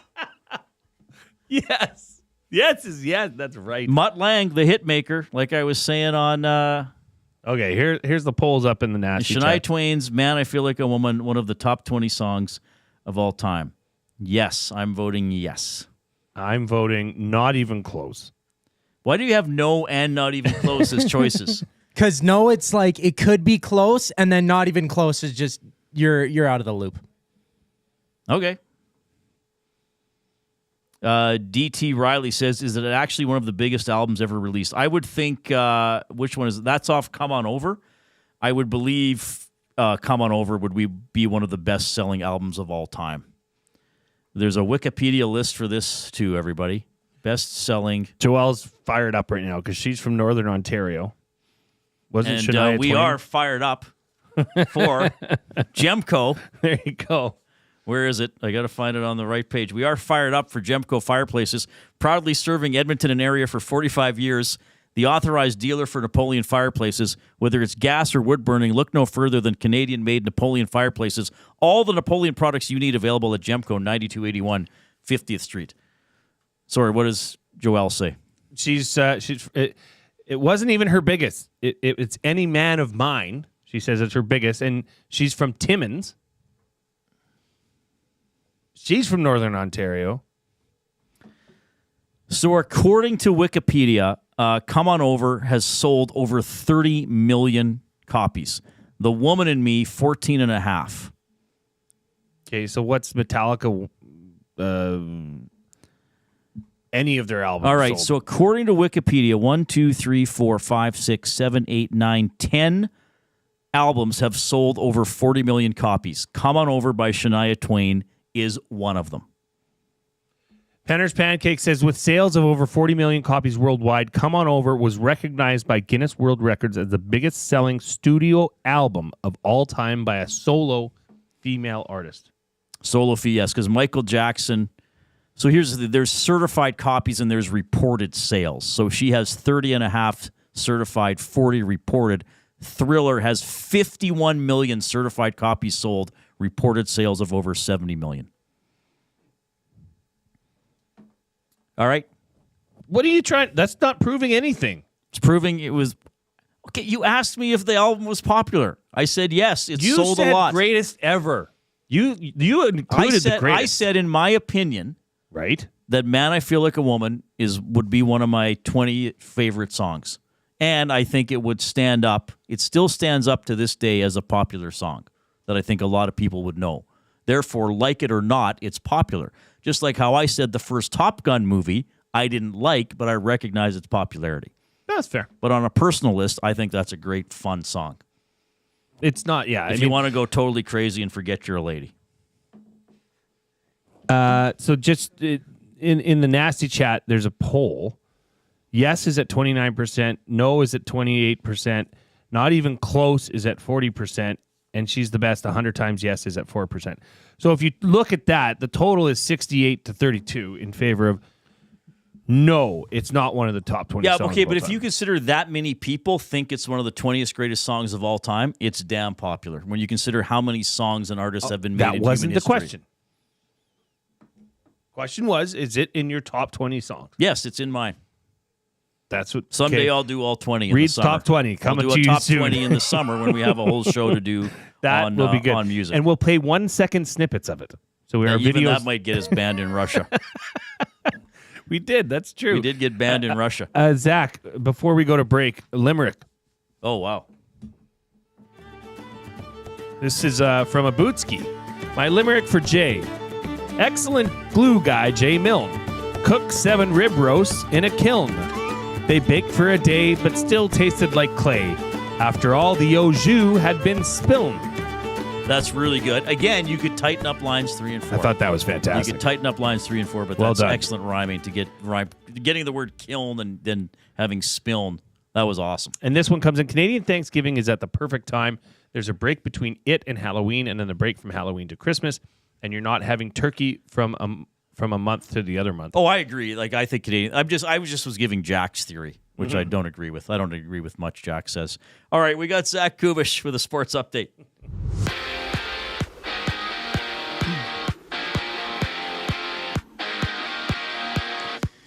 The NHL sees the Canadiens take on the Blue Jackets. The Capitals meet with the Lightning, and the Flyers battle with the Predators with 15 games on tap. And elsewhere, it's the Rockets and Winterhawks going at it in a 4-game WHL slate.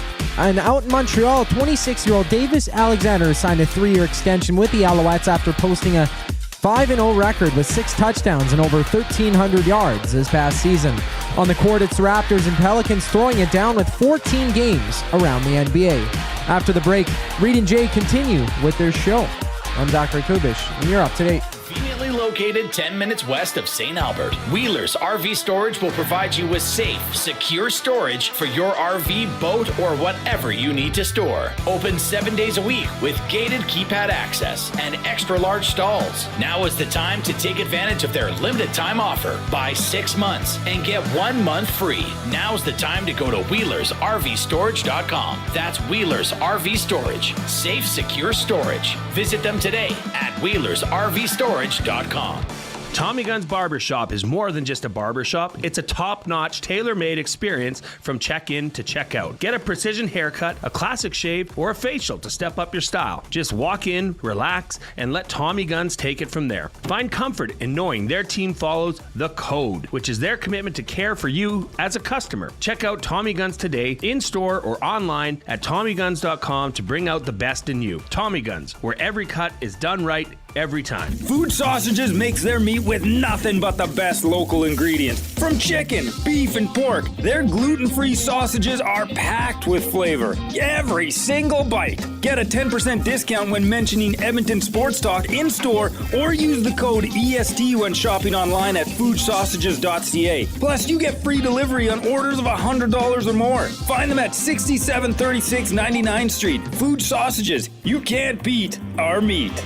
At Mind 360, we invite you to embark on your mental health journey in a safe and comfortable space. Conveniently located in St. Albert, Mind 360 has a diverse team of experienced clinicians that offer a broad range of tailored services for children, adults, and families. Furthermore, we are very proud to serve our military, veterans, and first responders. If you're looking for counseling, treatment, or assessment, understand that you are not alone. Contact Mind 360 at mind360.ca to book an appointment today.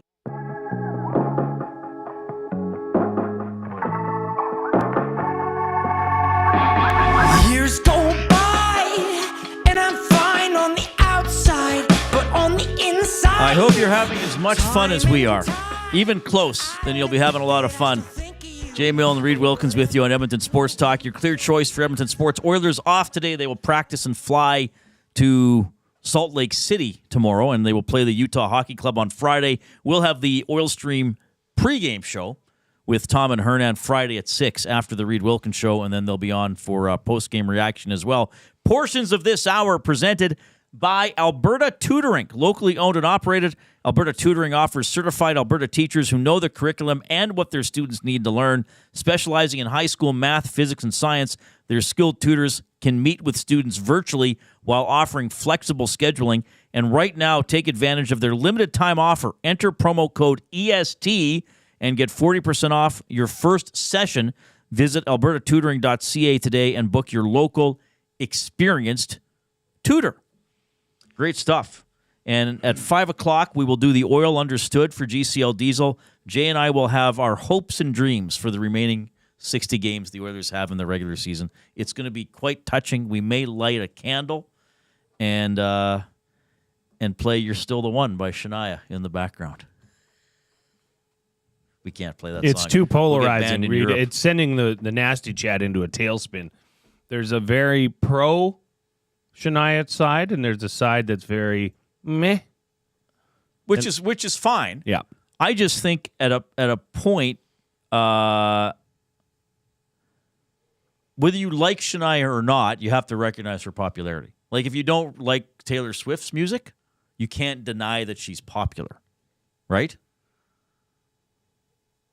Shania in the late 90s was massive. Okay, Matt Hyman wrote in a limerick, and he said, "Glue guy, think Robert Palmer's Addicted to Love when doing the limerick." Nice. Okay. So here's this is my bomb. When the Bombers score, they ring the bell.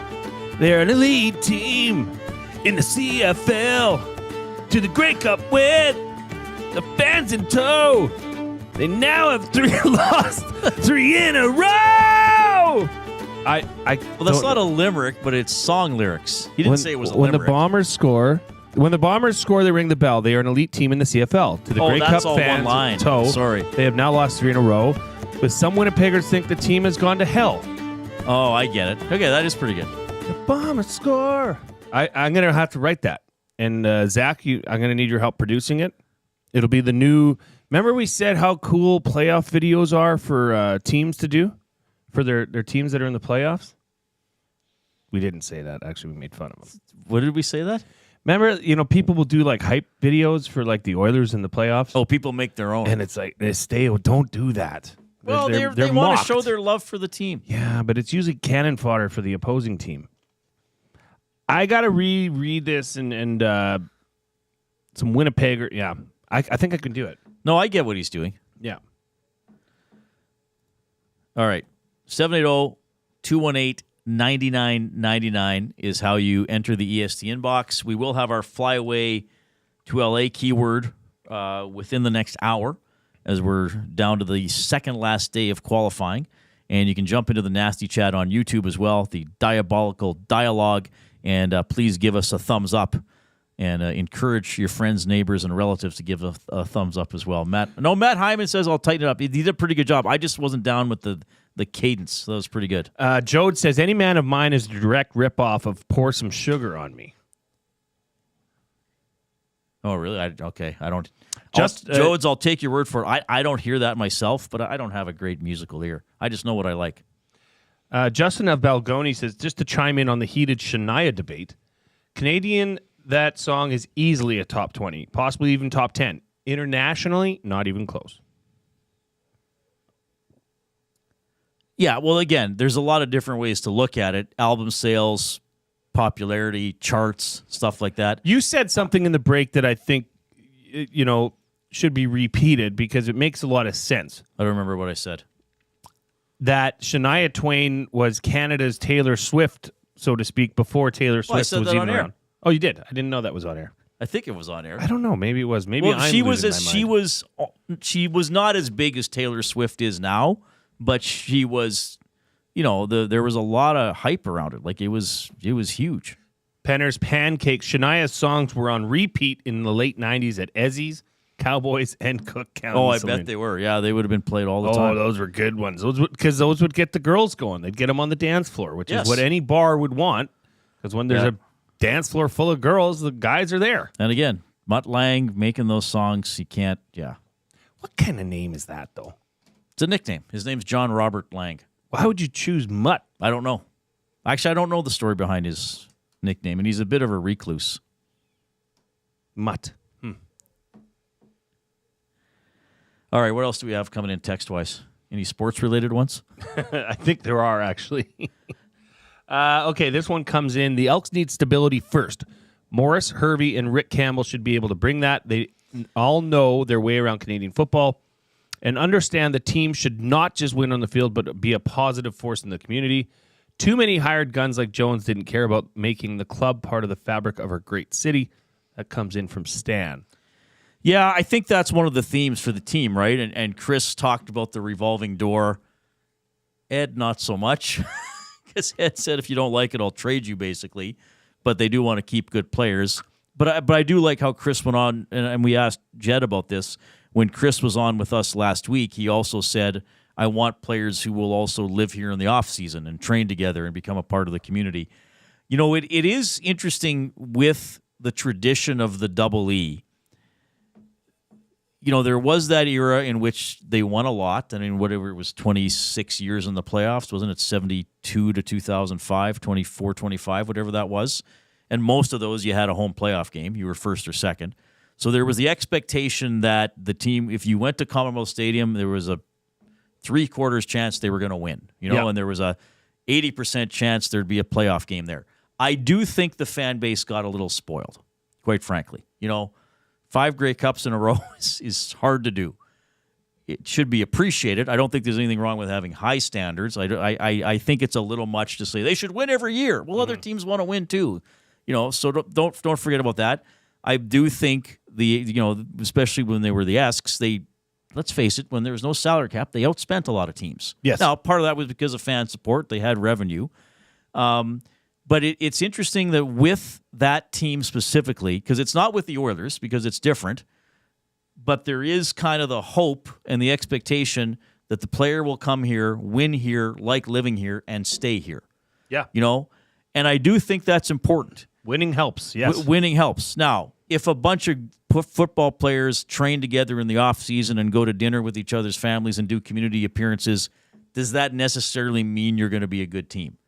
No. You still have to have the talent. But it builds. But it does build something, yes. and who knows, maybe in that tense moment in a big game, there's a little more camaraderie or cohesion or willingness to take a hit for a teammate or throw an extra block or whatever.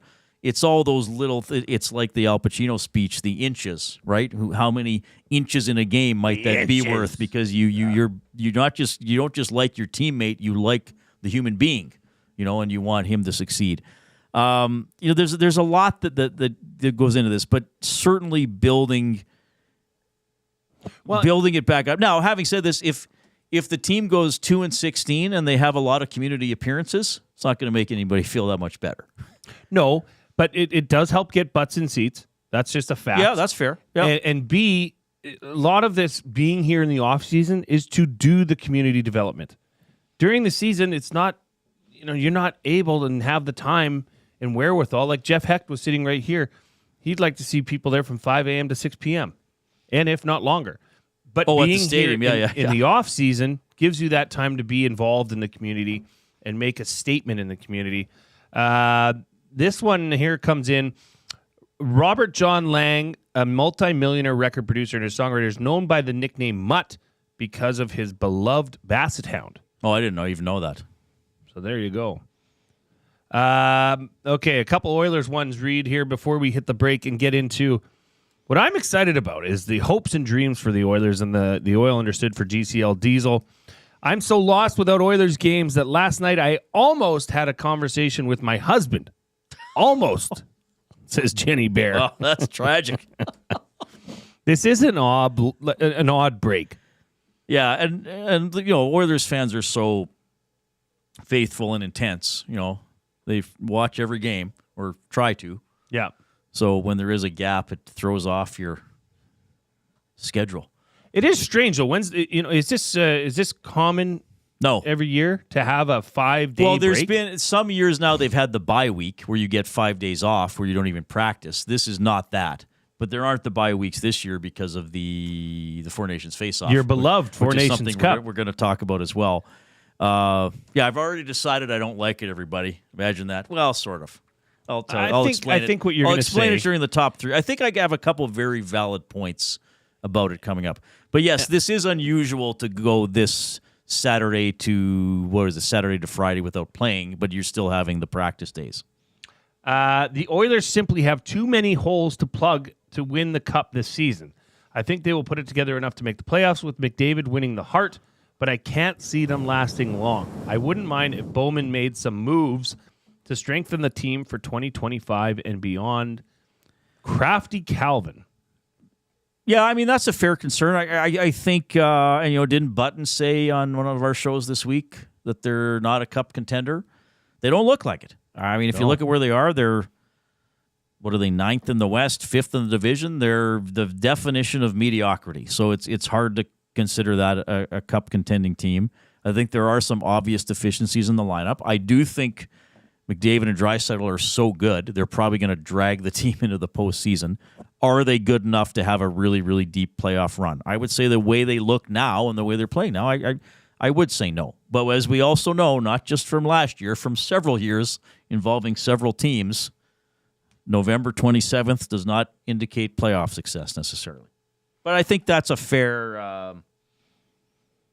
That's a fair, balanced commentary at this point in the year from that individual.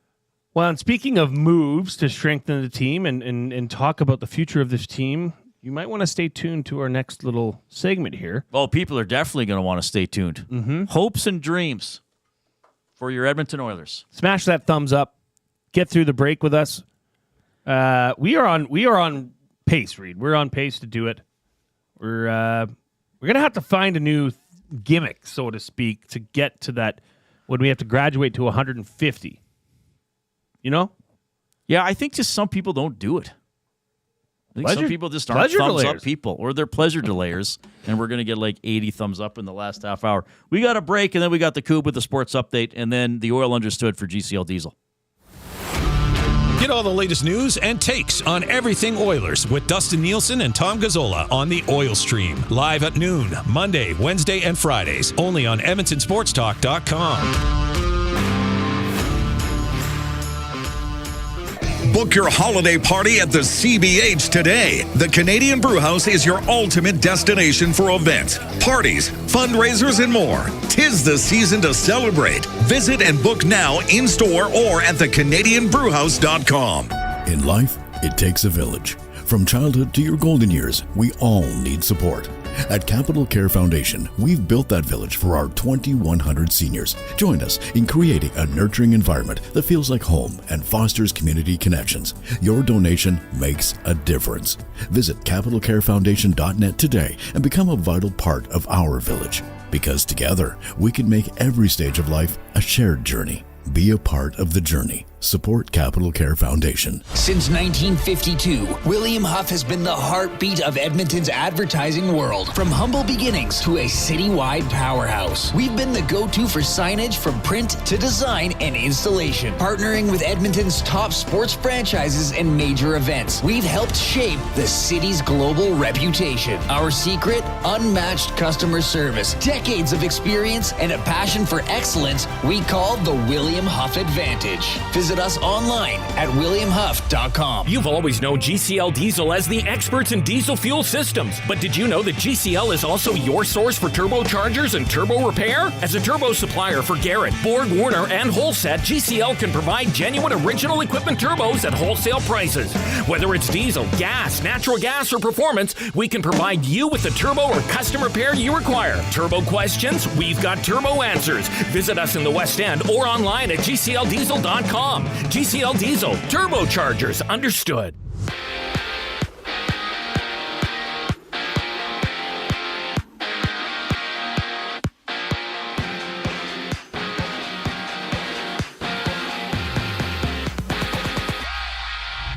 There's 3 games getting underway in the NHL with the Rangers battling the Hurricanes, the Wild going at it with the Sabres, and the Devils meeting with the Blues. After that, it's the Maple Leafs dropping the puck against the Panthers, and the Flames on the ice with the Red Wings having 15 total games around the NHL.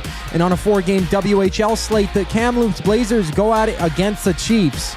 Out east in Montreal, 26-year-old Davis Alexander signed a 3-year extension with the Montreal Alouettes after posting a 5-0 record with 6 touchdowns and over 1,300 yards this past season.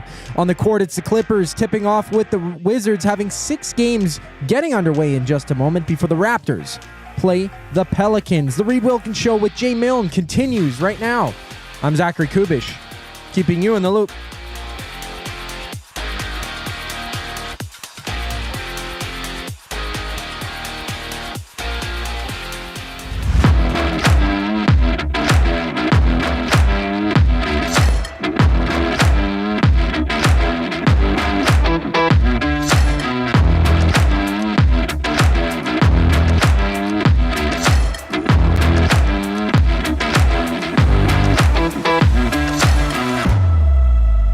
right, appreciate you tuning in this afternoon along with Jay Milne. I'm Reid Wilkins. Portions of this hour presented by Canadian Brewhouse. Wing Wednesdays, unbeatable at the CBH. Only 69 cents each. A mountain of flavors to savor. Every Wednesday, do that wing thing at the Canadian Brewhouse. All right. We will have the EST Flyaway to LA keyword within about the next, I don't know. Well, it's coming up before the end of the show. One of your final chances to qualify for the giveaway coming up on the Nielsen Show on Friday. It is time for, oh my goodness, this is going to be fun. Oilers didn't skate today, but we still, of course, have the oil understood for GCL Diesel. Providers of the best diesel engine components around, from turbochargers to injectors, fuel pumps to sensors. They are the critical engine component experts, proud to serve Edmonton and Northern Alberta for over 50 years, now a proud partner of Edmonton Sports Talk and the Reid Wilkins Show. GCL Diesel. Diesel. Understood. All right. We have 60 games left in the regular season. Say what? It's true. So Jay and I present our hopes and dreams for the Edmonton Oilers. Over the next 60 games, what are we hoping or dreaming of that can happen for this team? Would you like to go first, Captain Dreamer? Sure. You've got three? I have two. So yeah, you go first. Okay. Yeah. Okay. I may have a third by the end, but I'm going to stick with two. I cobbled together three just because I wanted to. I had some good ones that came to me. This one is just it's more of a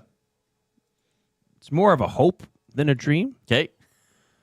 I hope that Arvidsson gets back on track or gets on track with this team. In 2022-23, he had 26 goals and 33 assists for 59 points. And he's on track with penalty minutes. I will say that. That's good. But the agitation, the scoring. Now, the difference is that his role in LA, like, he did contribute a lot more power play points. Right. He's not going to have that opportunity here. But 5-on-5, I'd like to see Victor Arvidsson get back on track. That's a big one. That's a game changer. Yeah, if he does, I think that's a very, very positive thing for this team, because we haven't seen the version of that player that we expected. And as I pointed out, he has 3 assists? They all came in one game. Yes. So we haven't seen him consistently generate offense or chances. Correct. Fair comment. One of my hopes and dreams for the Oilers, and I've been referring to this, Leon Draisaitl, 60 goals. I would love to see him get to that plateau. He has been the Oilers' best player this season. Who knows? Maybe 20 games from now we'll say, of course, it's McDavid again. But Draisaitl's been very good. He was very good the couple of games McDavid didn't play. He has 16 goals this season. So what was the pace? Just under? It's 59.7 when we calculated it. And I think this is important to point out, because what's the term that people say? He's a power play merchant, which, by the way, there's nothing wrong with that. He has 14 even-strength goals. And I continue to insist, perhaps to my detriment and ultimate embarrassment, we'll see, that the power play will pick up and look very deadly. So, he's only had 2 power play goals so far this season. If that picks up, then I think 60 is a possibility. We know he's a great player. He has 5 game winners already, which is really good. So I'm going to say my number one hope and dream for the Edmonton Oilers is that Leon Draisaitl can get to 60 goals. I don't think it's a crazy prediction to make. No, but it would be like any of these. I think when these are happening, the team is performing better. There's not really any negative hopes and dreams here, at least not that I've written down. Right. My number 2, and this is a dream. This is a dream I often have, actually. That Coach Chris Knobloch gets thrown out of a game with sticks flying and water bottles being tossed. All of it. Everything. Sticks on the ice, bottles squirting everywhere, throwing, give me your stick, and slapping it on the side of it, getting so ticked off and showing emotion that he gets kicked out of a game. I would love to see that.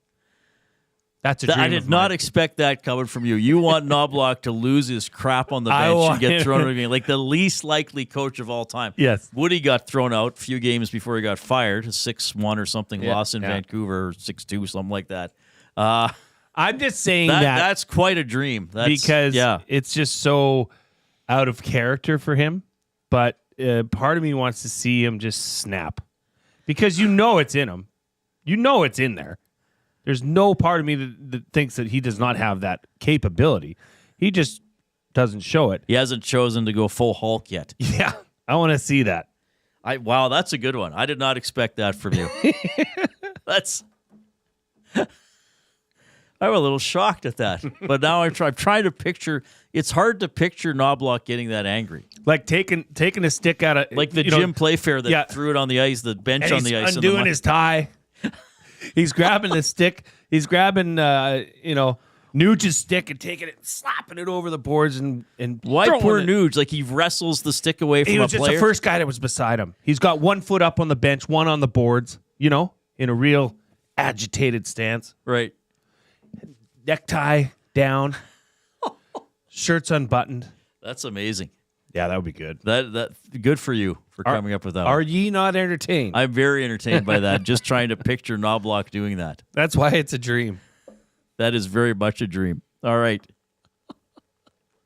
780-218-9999. My next hope and dream for the Oilers the rest of the season involves Stuart Skinner, whose stats this year are quite poor. I mean, win-loss, they're okay. Well, sort of. 7-6-2. Really poor save percentage at .882. Goals against average 3.23. He does have the 1 shutout. The league average save percentage at the moment is .901. It's declining. I mean, this is the lowest it's probably going to be in about 30 years. My hope or dream is that Stuart Skinner has the league average save percentage for the rest of the season. Oh. So probably low 900s, right? Probably between 900 and 905. I think if he can do that more nights than not, he's going to give the Oilers a chance to win. That's a good one. And that makes sense. And again, like I know there's a lot of talk about Skinner, and he's not having a good year. But I don't, as I often say, and Rob Brown taught me this, you can't ask a player to do something he's not capable of. You can ask him to improve, but as I've been saying, usually players are who they are, right? They may never reach a high level, but you can ask them to improve and be, as Zach Hyman likes to say, the best version of themselves. And Stuart Skinner has not been that. So I don't expect Stuart Skinner to be, Connor Hellebuck or Jake Ottinger, who he did beat in the playoff series, or anything like that.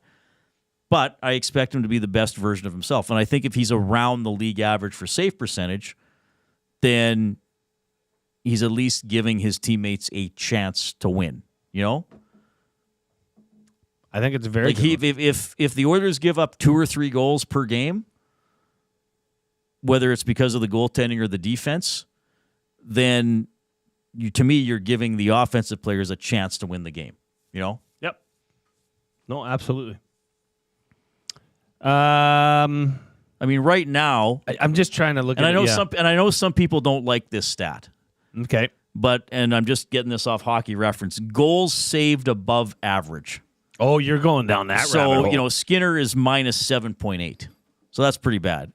Pickard is minus 1.3. So so the team is minus 9. So it's basically saying based on the goaltending, the Oilers have allowed 9 more goals than they should have. How many wins would that translate to? Probably a couple. I mean, it depends when those goals went in. Like if Skinner's like league average save percentage and goals saved above average is like 0, like he's just doing his job, I think that helps the Oilers immensely. And again, then it gives the offensive players that they know, okay, you know what, we get a power play goal, get a couple even strength, we get to 3, maybe 4, we're probably going to win. But again, is this, okay, let me ask you this then. If he plays just consistent. Well, that's more or less what I'm saying. Yeah. Yeah. Like then I think that's an achievable goal. Yeah, don't have the big off nights. Wait, was that a hope or a dream? It's both. It is a hope and a dream. It's everything, baby. Yeah. It's a hope, a dream. It's a hurry. Transfers of life energy, life force energy. Ooh. It's looking at the northern lights, or the aurora borealis, as we used to call them back in Evansburg. Beautiful. Watching them dance. You're painting a sultry picture. Yeah.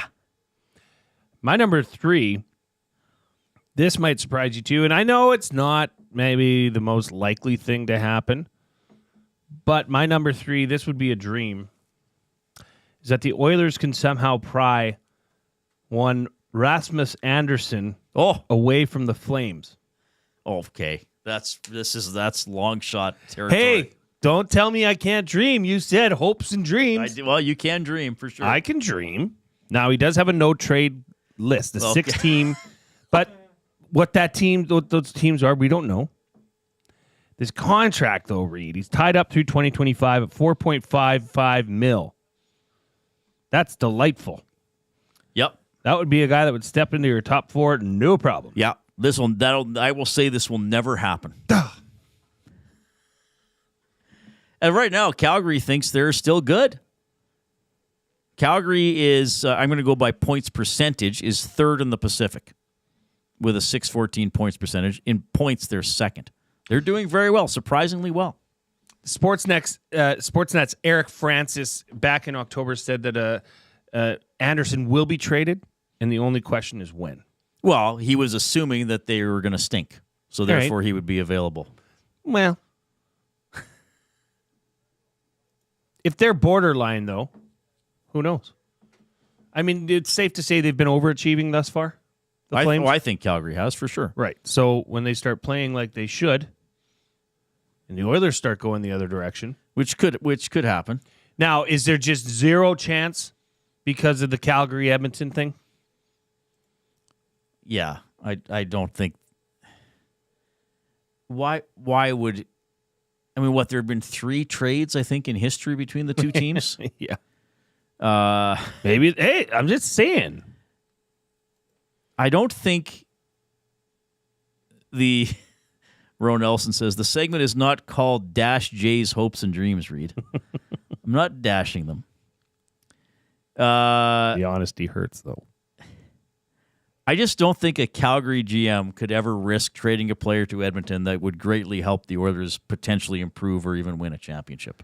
You don't think Craig Conroy's got I don't think Craig Conroy up his sleeve? I don't think Craig Conroy is sitting around thinking that that's a place. And what does Anderson have? He has a list of teams he won't be traded to? 6 teams. That he will go to or won't go to? No trade list. 6-team, no trade list. Yeah. I don't know. Norman at Combine says Reid is a pleasure denier. Yeah, I'm not even a delayer. I'm a full-out denier. If Rasmus Anderson plays for the Edmonton Oilers this season, I will be... I don't even know what I would do. I would be so shocked that I probably would just roll around on the floor like Homer when he got the whoop, whoop, whoop, whoop. Well, that's not even what I would do. I don't know what I would do. That's you had a really good list. Your list is way better than mine. Now, mine might be a little more grounded in reality, but yours was much more... You said, Jay, I got an idea. Yeah, Okay. and you really... I did not think you were going to take it that far. I came in today, and Reid was sitting there like this. Just pondering Jay, reality. Jay, right here. Look at me. I got a great idea for Oil Understood. Hopes and dreams of the Oilers. I said, yeah, I'm in, man. Am I alone here, though? Is anybody else just bothered by Rasmus Anderson? Like, he's almost Brad Marchand territory for me. I just find him annoying. Like, even a little bit phony. You wouldn't want a Brad Marchand on your team? Yes. I find I have found Marchand so reprehensible over the years that I wouldn't want him on my team. Reprehensible. And I respect greasy, borderline dirty guy. Leon is borderline dirty sometimes. That's part of the gamesmanship. You know when Marchand really lost me is when he started licking guys that one season. And I'm like, I just can't tolerate that. Anderson's talented. I don't know. I don't like his posturing. Above average says he's my least favorite player in the league by a mile. Isn't that Trev? Yes, it is. Hey, Trev. He said earlier in the chat, who said my name? Because I believe you said above average. Oh. Ba-doom, boom. That's pretty good. Ace96 says, I'd take Marchand anytime. Well, Marchand's already named to the Canada Four Nations roster, right? The Four Nations face-off roster. Yeah, wasn't he one of the six it was players? like, what? Who is it? Without looking. McDavid, McKinnon, Crosby. McCarr, Crosby, Marchand, and Point. Was that the six? Yeah. Braden Point was a weird one. Point's good. Yeah, but he's not McDavid good. Or McCarr good. No, but he's quite good. Yeah. But to me, Marchand is a legacy pick. Sure. So was Crosby. Well, Crosby was still 14th in the scoring last season? He's still pretty good. Yeah, but his team is really poor this year. But anyway, Jay, that was an awesome list. Thank you for your contributions to the program. And we've got lots of discussion points here, Reid. Okay, hit me with a couple before we break. Lucky Charlie says, if Conroy was willing to trade with Edmonton, Tanev would have been an Oiler last season.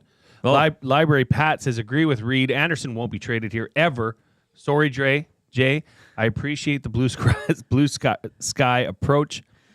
And this one came in. This is good. Yes, Glue Guy. I've had enough of this coach who doesn't get excited about anything. Show some damn emotion for once in your life. It'll rub off on your team. That comes in from Terry. Brett B. in the nasty chat says, Anderson is the king of trying to fight when there is a linesman in between him and the other guy. Ace says, people who don't like Marchand would have hated Kenny Linsman. Yeah, I remember Ken Linsman, the rat. I didn't mind him so much. To me, Marchand is more rat-like, but he's a better player. Marchand is a great hockey player, don't get me wrong. There's just some players, and quite frankly, the Bruins, that's not a team I'm fond of, so it's just all the perfect storm of dislike for Marchand. Sorry, everybody. Well, and if you've got, let's continue this over the break here. You send us, whether it be in the nasty chat or the EST inbox, give us a couple hopes and dreams that you'd like to see. Yeah. Related to the Oilers. And give us a thumbs up on YouTube. We are approaching 100, so encourage your friends, neighbors, and family members to give us a thumbs up as well, for sure. We're going to dive into my top three, which centers around the Four Nations face-off, which is still, 2.5 months away but I know the boys from noon to 2 were talking about it, Hernan and Gager. And when's December 4th? That's when they're doing the rosters. That's next week. Next Thursday, I think. Is it Wednesday or Thursday? Something like that. All right, 780-218-9999. Here comes the Cube with a sports update.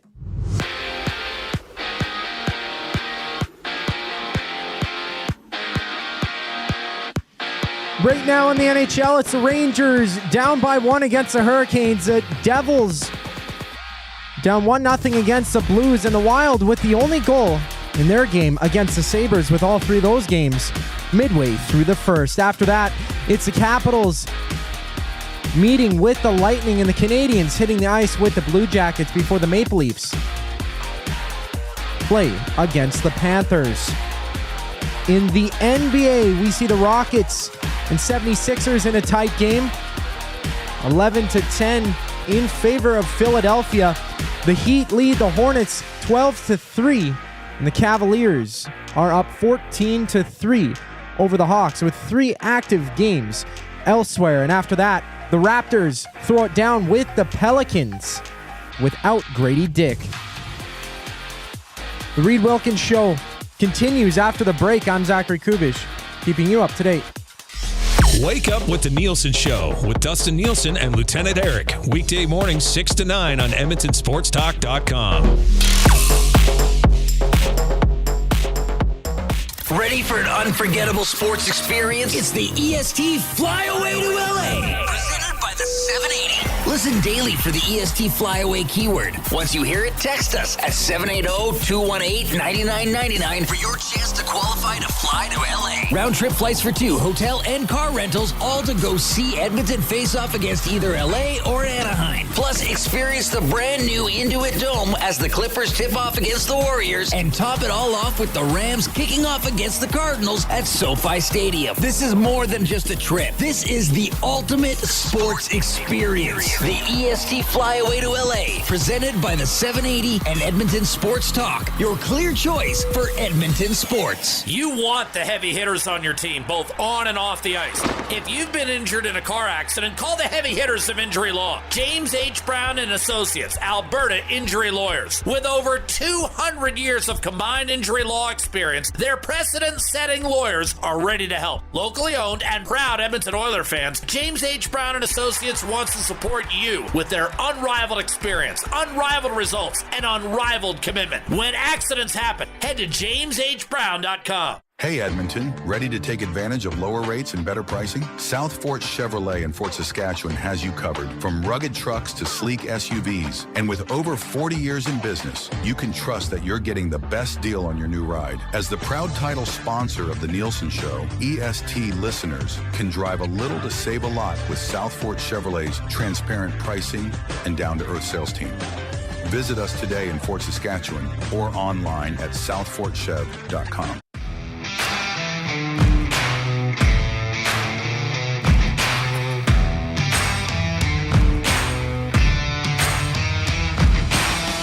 All right, thanks a lot for checking out the show. Portions of this hour presented by Canadian Brewhouse. NHL lives at the Canadian Brewhouse.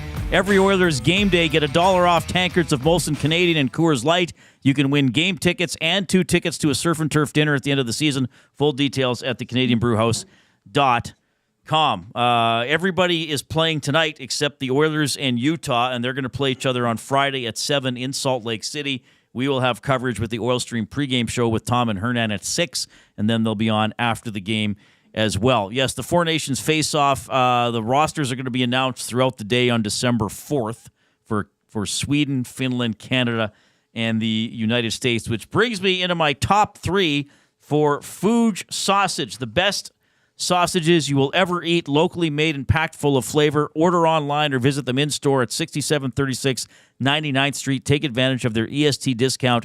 10% off your order by entering the online code EST or mention Edmonton Sports Talk in-store. Free delivery in Edmonton on orders over $100. As Food Sausage says, you can't beat our meat. All right, so the Four Nations face-off is not going to be played, when is it, February 12th to the 20th.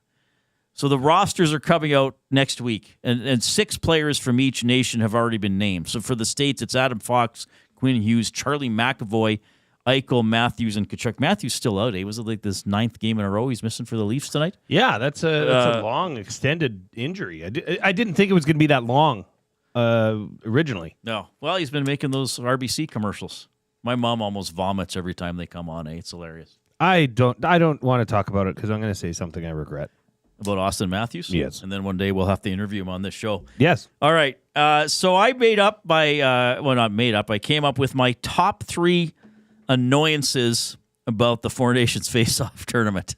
And they're coming from a few different angles here. I just want to, this is a little bit of nostalgia or throwback. And some of the younger nasties are maybe going to be like, oh yeah, I've heard of that, but what was it? But anything like this that happens, international hockey, it annoys me that people don't remember this tournament enough or talk about it enough. You know why all this is happening? Because of a great little tournament called the Canada Cup. And I just want to remind everybody, the greatest hockey ever played was played in the 1987 Canada Cup best-of-3 championship series between Canada and the Soviet Union, and as it was known at the time. And I don't think all these, I know Alan Eagleson started it in 76. I know he obviously fell out of grace and everything like that, but he still was one of the people that got the Canada Cup going. That was an incredible tournament. And whenever there's a Four Nations face-off or an Olympics or anything like this, I will always think to myself, nothing's going to top the old Canada Cup, especially 1987. It was a preseason tournament, 6 teams. I think one year West Germany was in instead of Finland, but it was incredible. Like the 1980, and maybe I was just at that perfect age for it. So it was August, September of 87. I'm 13. And I just remember everything it was so hyped up. It was so big. And I remember just always talking about it with, my friends at school the day after Canada played and watching the games with my dad and when Lemieux scored and everything like that. Now, I know in Canada we have the Henderson goal, we have the Mario goal in 87, and we have Crosby's golden goal, or the big three. I don't think a goal in the Four Nations face-off could top that. You know what I mean? It's a fun deal. It's a big deal, but I'm like, remember the Canada Cup. That's why we have events like this. It was actually the Labatt Canada Cup. Oh, thanks for getting the sponsor in there. Yeah, Labatt. That's great. You're probably not quite old enough to remember 87. I do not remember, no. I mean, I would have been 6. So, yeah. No, I'm not recalling this. Obviously. There was a 91 Canada Cup. We beat the States in the final, and then there was a World Cup in 96, which was basically the Canada Cup. And then there have been other World Cups since. But I don't know. It just felt the way it was in the 80s. Because there was still that whole thing with the Soviet Union and their players weren't in the NHL and the hatred with the communist country and all that kind of stuff. It was an interesting time. That was the goal that was scored, the final goal that was scored with Gretzky and Lemieux and Larry Murphy. And I believe Dale Howardchuk committing some interference behind the play to stop a Soviet back checker from coming back. Didn't Larry Murphy say, he did not want to... Do not pass it to me. What acknowledgement by him to say, I have no business being here. But he did. He went to the far post in case there was a rebound. He probably could have tapped it into an open net if Lemieux passed it to him, but Lemieux was not passing in that situation. So remember the Canada Cup. My number 2 annoyance about the upcoming Four Nations face-off is that I really think the United States might win and win easily. I'm sorry, everybody. They're going to have a good team. And we've been talking so much about goaltending. Their goaltending is going to be very, very good, if not outstanding. They should have the best in the tournament. I think they're going to have a very good team. I don't think they're as deep as Canada if you made 2 teams, but it's only about making 1. And I really think just in this format, with the final being played in Boston, that I think the United States might win this tournament relatively easily. I'm saying that 2.5 months ahead of time. But that annoys me thinking about that. That's just a nuisance more than an annoyance. Yeah, it's a bother. It's a bother, yeah. It's not a preferred outcome.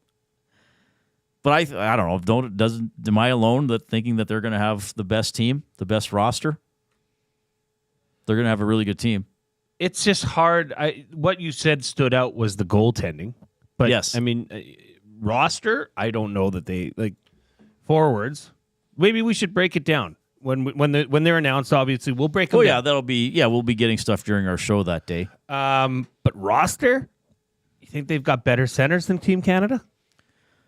No, not necessarily. You think they've got a better top defensive pair than Canada? Well, who is that going to be? Makar. And enough said. Well, they'll have Fox. He's really good. Makar's the cream. They're going to have Fox and Q Hughes. That's really good. Makar is just outer worldly. Is he not? I mean, I'm just playing devil's advocate here a bit. Makar's outstanding. I'm playing devil's advocate to your sad state right now, just admitting defeat full of sadness. We don't even know the rosters, for goodness sake. I don't know. I think the States will be really, really good. I think the States will be really, really good. And then my third annoyance about this tournament, though I'm going to also turn it into a positive for Oilers fans, is the whole mid-season risk of it. So here's the thing. Somebody is going to get hurt in this tournament and maybe be lost to their NHL team for the rest of the year, or to the point where he returns for the playoffs at well less than 100%. You're going to have some of the best hockey players in the world. I don't believe it's going to be an all-star game, the environment. I saw somebody post that during Hernan and Gager's show saying, "Oh, well, it's going to be just all-star intensity." I don't think so. This isn't 3-on-3. Once they get out there and once they put the national colors on, I think it's going to be pretty intense. And let's face it, all it's going to take is for one team or one line to go out there and ratchet it up, and then the other guys are going to be like, okay, we don't want to get embarrassed. We got to go out there and play. So I think it's actually going to be pretty intense hockey. But I think that's going to maybe lead to someone getting hurt. Now, here's maybe a positive for the Edmonton Oilers. Because, look, who are some of the names? So McDavid's on the team. I'll just mention some of the other names that have been discussed since they announced this tournament as being on the team for Edmonton. And then I'll clarify everything. Stuart Skinner, Zach Hyman, Evan Bouchard, for sure. Even Nurse's name as a long shot at times has been thrown out there. Even Nuge's name, maybe as a longer shot when that line was going well last year, all three of them. You just put all three of them on and make a line. Now, I think we can say pretty safely that Stuart Skinner will not be on the team. I feel like I can say pretty safely that Ryan Nugent-Hopkins won't be on the team. I don't think Bouchard's going to be on the team, though I know I still see him on some projected rosters. The other Oiler who I think has the best chance of being on Team Canada is Zach Hyman. And I know his stats to this point are underwhelming, but I also know that people who pick teams value consistency and work ethic. And Hyman, again, I think has still had that this year, even though the goals haven't been going in. I don't know if he gets on. I think he's the best other Oiler to have a chance at making the team. Okay? But think about this. What do Oilers fans want? They want the team to win the Stanley Cup. I want you to think about this. The season's going to shut down for 2 weeks. Leon Draisaitl is going to have 2 weeks where he's not going to be slashed. He's not going to be bumped. He's not going to have guys hacking at him in the faceoff circle. So Winnipeg's having a great year. They might have a ton of guys in this tournament, right? Connor Hellebuyck might play every game for the States. Scheifele's going to be on Canada, Morrissey, whatever. Kyle Connor probably on the. I'm probably missing. You know what I'm saying? They have a lot of guys in the tournament. Whose roster would you sooner have down the stretch drive? Right. I know it's only 4 games in this tournament, but it's still games. It's still games you got to go out there and play and practice and be somewhere and be on flights and all that kind of stuff. So maybe Connor McDavid being the only Oiler in this tournament at the end of the day won't be such a bad thing. Ekholm might make Sweden, okay? Ekholm might make Sweden. So that's another thing to remember. For Canada, I think at this point, McDavid's already on. I personally think Hyman's the only other Oiler who really has a solid chance at this point. I could be wrong. Like Stuart Skinner was in the conversation last year. I think he's totally dropped out of the conversation now. I think they'll go for... I don't think they'll go for Bouchard. I don't. Now, what if a guy like Zach Hyman did get called to the team? Yeah. And was able to contribute? And would that not be a major positive for him coming back to the Oilers team on a roll, scoring goals again? That's fair. If you go to that tournament and score a couple big goals for your country against other national teams, yeah, maybe you come back feeling a little bit better about yourself. That's a fair comment. If there's overtime in the final and Hyman scores the goal, okay, that's cool. My other question about this whole Four Nations Cup is this going to be a glorified All-Star game? No, or are these I don't guys? think so. Then what are they playing for? No, I don't. I think they're going to play. Country pride. Yeah, they're competitive, and somebody just put in the nasty chat. When has McDavid played in this format? Well, he hasn't. Yeah, that's true. He hasn't been in the Olympics. He's gone to Worlds, I guess. Did he go once or twice? I can't even remember. And is this? Well, McDavid, I guess, and Crosby would play at the Olympics. Or would they? Next time around? I don't know. Is this the only chance Canadians will get to see them play together? Them on the same team? Maybe. Yeah, maybe. So I don't think it's going to be soft hockey. I think it's going to be quite competitive, personally. Yeah, I agree with you, Reid. I was just asking that because I've seen that commentary that, they're not going to, they won't even be hitting. But I think once the competitive notions happen and you put on your Team Canada jersey or for the U.S. putting on, I think emotions are going to be high, right? Now, it is a short tournament, so it's 4 games for the 2 teams that make the final. So, maybe I'm overestimating the grind it might be, but still, it's potentially 4 games of intense hockey with hitting and blocked shots and slashing and all that kind of stuff. Leon Draisaitl won't have to experience that. That is the overarching winner of this of your top 3. Leon. Just Leon legs. Yeah. And a check mark. Sleeping in. Leon legs check mark. He doesn't have to use them. Anyway, just some initial thoughts on this tournament, which I know that isn't coming up for a while. Okay, here we go. The EST Flyaway to LA, presented by the 780, a homegrown local shop right here in Edmonton. 780, both the shop name and their in-house clothing brand that celebrates all things unique to E-Town. They also work with close to 100 local vendors from the 780 area code to help promote and get their brands off the ground.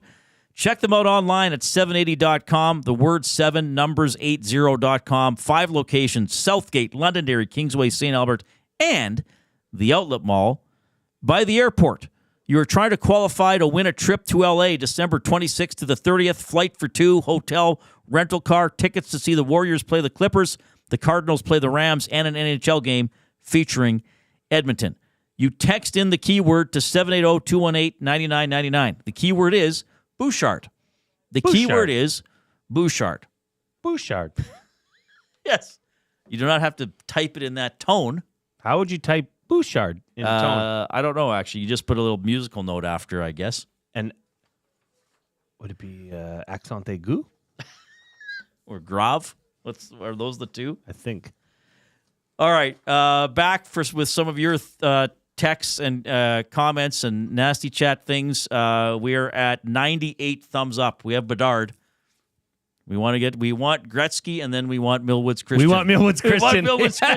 We get 200. Nice. The 6-man That's football. the best. And we'll talk to the qualifier as well. Here comes Zachary Kubish.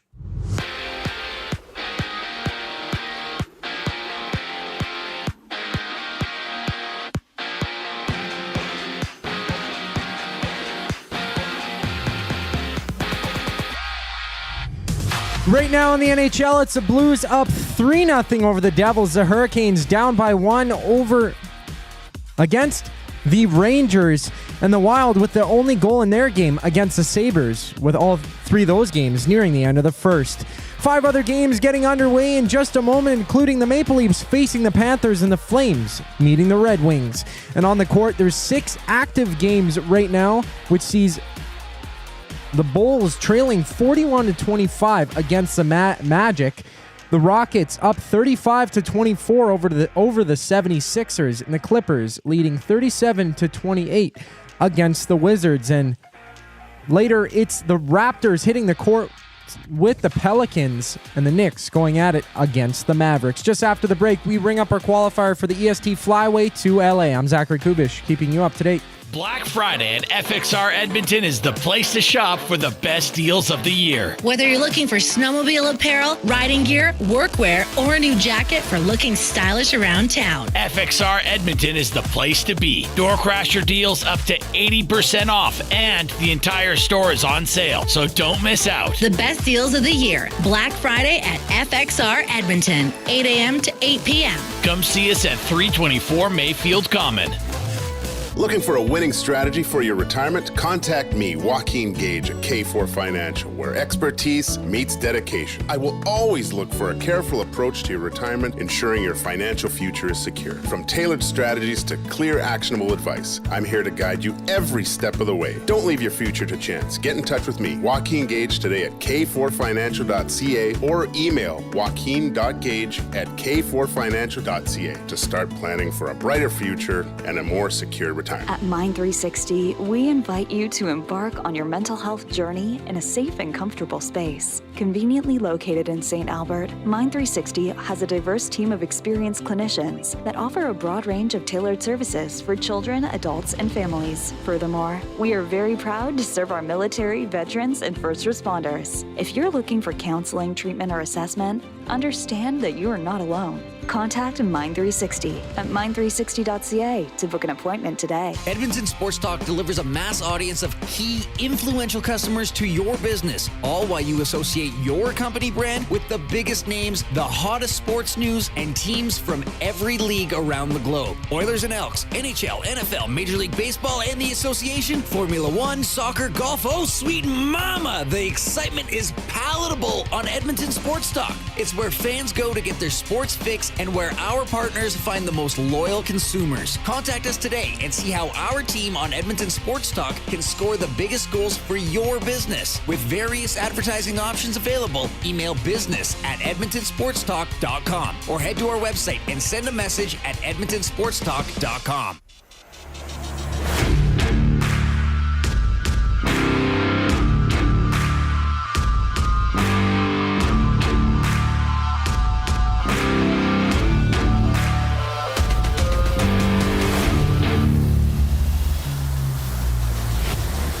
All right, thanks a lot for checking out the show. Hope you're having a great Wednesday afternoon. Oilers practice and fly tomorrow. You probably heard Hernan and Gager talking about the interviews for head coach the Elks are doing this week. So maybe, who knows, next week we got a new head coach of the Green and Gold. Thank you, Nasties. We do, once again, push over 100 thumbs up on YouTube. We greatly appreciate your participation in that department as Jay and I and the Coop sit in the James H. Brown studio. James H. Brown Personal Injury Law Firm, the heavy hitters of injury law. With over 200 years of experience, James H. Brown will get you the settlement you deserve. Visit them at jameshbrown.com today and book your private consultation. 780-218-9999. It is the whole because the Four Nations, like as you said, so if you win, what? We won the Four Nations face-off. It's not an Olympic gold medal. It's not even a Canada Cup. I mean, this is, well, I'm going to go down a bit of a rabbit hole. Reid, Perhaps go I ahead, should. because I've got my own opinions, and I think that a lot of this is just money-driven. And people who, that's a good point. And people who listen to me, well, you could say that about any sport. No, but this in particular, this is, they say the precursor to the Olympics. Well, let's practice the Olympics. There's 4 countries. It's not the Olympics. And the interesting thing about international hockey, it's determining a quote-unquote world champion in a sport that is not played internationally. I mean, how many nations are really good at hockey? Like the Kansas City Chiefs, world champs. Well, that's a different thing, but I know what you're saying. But if you win the World Cup of soccer, it's like almost the whole world cares about it and would love to win it. Like take the smallest or poorest nation in the world, they'd love to win the World Cup of soccer. You were like, but if you went to one of those nations and be like, do you want to be good in hockey? They'd be like, what is that? It's very localized. Yeah. Yes. It is I mean, how many countries are really, really good at hockey? Like 5 at any given time? And then there's like 4 or 5 that are okay. Like Switzerland's become kind of decent. They're probably never going to win a gold medal in anything. Oh, watch, like we'll be doing the show 20 years from now. And for the 5th consecutive Olympics, Switzerland has won gold. Who's the one team? They're usually burgundy. Latvia? Latvia. No, there was another one. Was it the purple? I forget. This is great. The Purple Nation. Well, it's not purple. The Prince team. I didn't say purple. Oh, the Burgundy Nation. I said Burgundy. Burgundy Nation. Hello. Who else plays hockey? Was it like was it the World Championships where teams get relegated? Lithuania? Yeah. Maybe. Well, there's like 3 or 4 levels of World Championships. Yeah, Lithuania plays Kazakhstan, Ukraine. I think Kazakhstan's blue, though. Go Burgundy. Well, Italy sometimes plays. Yeah, I don't know who you're thinking of. The World Championships, they now have 16 teams, right? So maybe that's somebody in that tournament. Who do we have, Coop? Timber Woodsman. Timber Woodsman, you're today's qualifier for the EST Flyweight to LA presented by the 780. How are you doing? Very good. Can I ask where your handle comes from? I build log homes. Yeah, he builds log homes. He's been in before. Have we talked to this gentleman before? He's active on the EST inbox, and we really appreciate that. Okay, Timber Woodsman. That is cool. How's your day going? Pretty good. Cold outside. Do you work outside all day? Yep, all day long. You're a tough individual. thanks for listening to our show. Have you ever been to Los Angeles? No. Oh, you might have a chance to go. You got to listen Friday morning, okay? I will. Mr. Woodsman, the off-topic topic was your favorite defunct team jersey. Would you know of one that you could come up with off the top of your head? I don't know. Those Whalers jerseys are pretty sweet. They are That would be a iconic. problem. They are iconic. kind of iconic. For sure. All right. Well, make sure you are listening the morning of the 29th from 6 to 9 on the Nielsen Show with Lieutenant Eric. You will be, well, hopefully getting a call. Somebody will be getting a call. And if there is no answer, they will carry on without you. So be listening from 6 to 9. Congratulations for qualifying, and thank you for listening. Thank you very much. All right, Timber Woodsman checking in. We will have some 4 more qualifiers tomorrow on the Nielsen Show, the Hangout afternoons with Hernan and Gager, and then on this show. And then Friday morning, we are going to give the trip away on the Nielsen Show. Pretty cool stuff. How cool is that? If you're just, awesome. Yeah, I build log homes for a living. Yeah, he's great. Wow. Have you met him? I've never met him. I don't think I have, but he's regular on the ESPN box. Yeah, it's quite you've heard active. his stuff. I didn't remember it first because I'm slow. And for those that don't know, I monitor the ESPN box more so than Reid. Yes. So most times, I if wish you're I got talking to more somebody- emails. It makes me sad that I don't. Yeah. Oh, like nobody's. Can we make Reid happy and send him an email tonight? Just anything, whatever. Take a picture of your dog. Send any picture you want. Actually, send it to Reid. Is it Norway you're thinking of in the Maybe. tournament? So. World Hockey. What jersey is this, Zachary? I think I saw this earlier. Yeah, this comes from Waddy and Cloverdale. It's the Kentucky Thoroughblades. Are they still around, though, or are they gone? I'm not actually sure. Thoroughblades. Poland Denver also jersey. plays hockey. Could be. Thoroughblades, Kentucky Thoroughblades ice hockey team. That was a minor professional ice hockey team in the AHL from 1996 to 2001. Oh my gosh, I got to get me some Kentucky Thoroughblades gear. But when did they fold or cease to exist? 2001. They've been gone that long? Holy crap. Okay. What a hunk of a horse, eh? Yeah. That's a stallion, all right. That's a stud right there. He's a stud. Oh, they sell shirts and hoodies. Huh. Cool. What's this one, Coob? The Edmonton Drillers, and this one comes in from Bronco Nick, similar to the Broncos colors, I guess. Like who you used to work for. I briefly worked for the Edmonton Drillers indoor team from, November of 99 to March of 2000, and then they folded in October of 2000. Yeah, I don't know which version of, I can't remember what, I think the Drillers were more black, yellow, and red maybe when I worked for them. I didn't design the jerseys. Surprise, surprise. Jode says the Edmonton Roadrunners. Remember Rocky Thompson? Yeah, for sure. That was a good logo. I will credit that. Jerseys were a little... I'm looking up other international hockey teams now. France played in the tournament. Slovenia is where Kopitar is from. Who else might you be thinking of? Yeah, Latvia's in there. Denmark? I think it's Denmark. Maybe Denmark has those jerseys? I think it's Denmark. They won a couple games at Worlds last year. But again, a lot of these teams, I suppose you could make the same argument about the Soccer World Cup, but there's like the surprise team, like Morocco, didn't they go to the semifinals this past year? I mean, Iceland's been in it and I think made the playoff round. So hockey has international tournaments, even though it's not really an international sport. Couple comments from the ESPN box here. This comes in from Atif. Speaking of your hopes and dreams for the Oilers. Yes. My hopes and dreams for the Oilers. Hopes. Number 1, make the playoffs. Number 2, make sure the defense gets stronger. Number 3, stronger goaltending. Dreams. Number 1, I know this might not happen, but Oilers sign Phil Kessel. Number 2, win the Stanley Cup. Atif. Yeah, those are all valid. Phil Kessel. Oh, Kessel's not coming here. Is he not like done? I think he's technically a free agent. Did he go on a PTO somewhere? I can't even remember. Vancouver. Yeah, but he's not been signed. Is he playing anywhere in the minors or anything like that? I don't think he's playing think he whatsoever. I looked at his DB the other day. The last time he played was the Golden Knights winning the Cup. Right.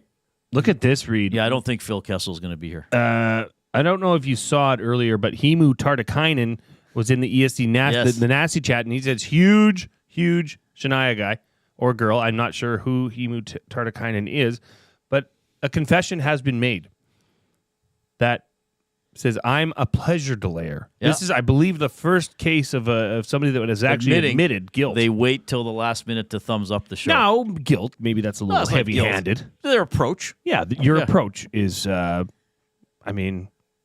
it's created a new, we might need shirts. Well, Jimmy says, does Reid still make canned ham shirts? And Norman Akonbai answering, no, the canned ham died at Ched. Yeah, I don't know if it really died.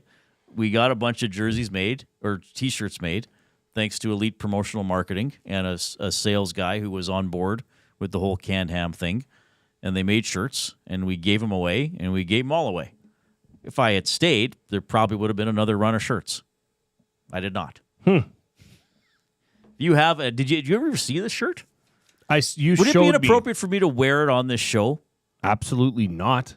Okay, I could wear it for. It's an it's already nostalgia. Clothing. It's what do the young kids get now? They go to these stores. Zach, what's those stores you go to? Like thrift stores? Throwback stores? Thrift stores. What do they call vintage? Vintage clothing. Yeah. That's the pricier stuff where that you could pay $200 for a 30-year-old Reebok jacket or something. Well, maybe we'll have to come up with something, Reid. One day, Well, we have auto-pecked Dolores the Hen posters. She stays right till 6 every day. She doesn't leave early. Hardly moves. But she's working. She's busy. Is she? I think she is. I think she's a very efficient. I can't see her because she's over very dedicated. Yeah, the other side of the desk. It's hard to see her. But you hear her from time to time. But the canned ham shirts, there she is. There she is right now, pecking away. There's no worms in this carpet. The canned ham shirts were fun. This comes in. Bowman can earn his paycheck by swinging a 3-team deal for Rasmus Anderson. Comes in from RSO Cody. Yeah, that's how you'd have to do it, I guess. Yeah, that's fair enough. I love how... See, this is the thing, I've said this before. This is the one thing I feel a little bit bad about. Even though it's my profession to cover, a lot of the Oilers and talk about them and talk about sports,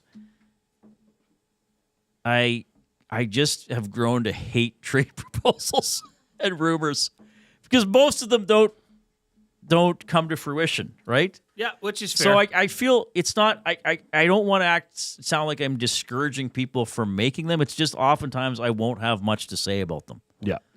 Because you could come up with any combination. Hey, Reid, does this make sense as a trade? And here's another thing. That person has probably spent 3 weeks thinking about it. And then they send it to me, and in 4 seconds, I got to, it's like, okay, well, you've obviously done all the math. And you dismantle it in front of their very eyes. This comes in from Grumpy Cat. Is there a different mystique because the Canada Cup features non-NHLers? There was. I think there was. But like I said, because of the Soviet players and even a lot of the good Czech players, Dominik Hasek was in the 87 Canada Cup. Nobody really knew who he was at the time. I think their goalies might have been Hasek and Pasek. I can't remember. But that's a really good point. We're going to know everybody in this Four Nations face-off. The Soviet guys, you saw them every few years or in the Olympics or in the World Championships. You didn't see them playing all the time. That's a really good point. So it was like, how are we going to match up? We don't really know. 2 goals for Holloway tonight, apparently, according to Joe. You okay, Zach? Zach all right? He's stretching. Stretching? What are you stretching? Well, don't bug him. He might be uncomfortable and shy. Well, hey, if we're having a stretch-a-thon, I want to be in. Got to get up and move every once in a while, boys. At the end of the show, that's when he's like, oh, yeah, I didn't get up and move around today. See you, guy. No. Yeah. What are you watching tonight, Reid? Tonight? I don't know, actually. I'll probably put hockey on. I might do more Lego tonight. You should start Landman on Paramount. I don't have Paramount. I told my wife about it because her dad was a landman, literally, in southern Alberta and Saskatchewan. Sorry, who was? April's dad, my father-in-law. Somebody sent me an email. Nasty Nana. It's of a snowman. And Rip City Step says, so Reid hates trade proposals but wants more emails. Should I email a trade proposal every day? Yes, I agree. Sorry, have you started Landman? No, I might.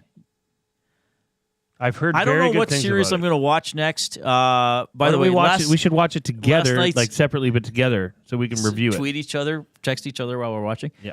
Last night, the latest episode of What We Do in the Shadows was hilarious. There's only 3 left. That's been a great show. I don't know what show I'm going to watch. I got to go get a TV tonight. I want to watch some movies maybe over Christmas. I'd still like to see The Fall Guy. I'd like to see... Well, I'd like to watch the Best Picture nominees if I can from the last couple of years. Excuse me, I burped. Godzilla -1 is supposed to be good. That's been out a couple of years. Easy E says, Reid. Yeah, I don't know. Easy E says, Reid, you may hate trade proposals now, but what if they flipped Nurse and Perry for Makar and Taves? Yes, okay. That's what I love. The people who are like, okay, we should get Makar and Taves. For Nurse? No, throw in somebody else. Okay, oldest guy on the team, Perry. I know Easy E is joking. Hey, top 2 tier Perry. No, top 1 tier for you. Perry's, yeah, I think Perry's having a very good season. He's doing his job, which I think some Oilers players are not doing. Yeah, same guy that's doing Yellowstone is doing Landman, right? I think. Has anybody seen this series From? It's just called From. There's already 3 seasons of it. It sounds interesting to me. How do you know it's not From? From. Could be a name. It'd be a name. It's true. I'd like to know more. Email me because we're signing off right away, so we're not going to have the text and the nasty chat. Email me if you've seen the series From. Uncle Jesse says, did Reid just mistakenly make the EST version of canned ham? What?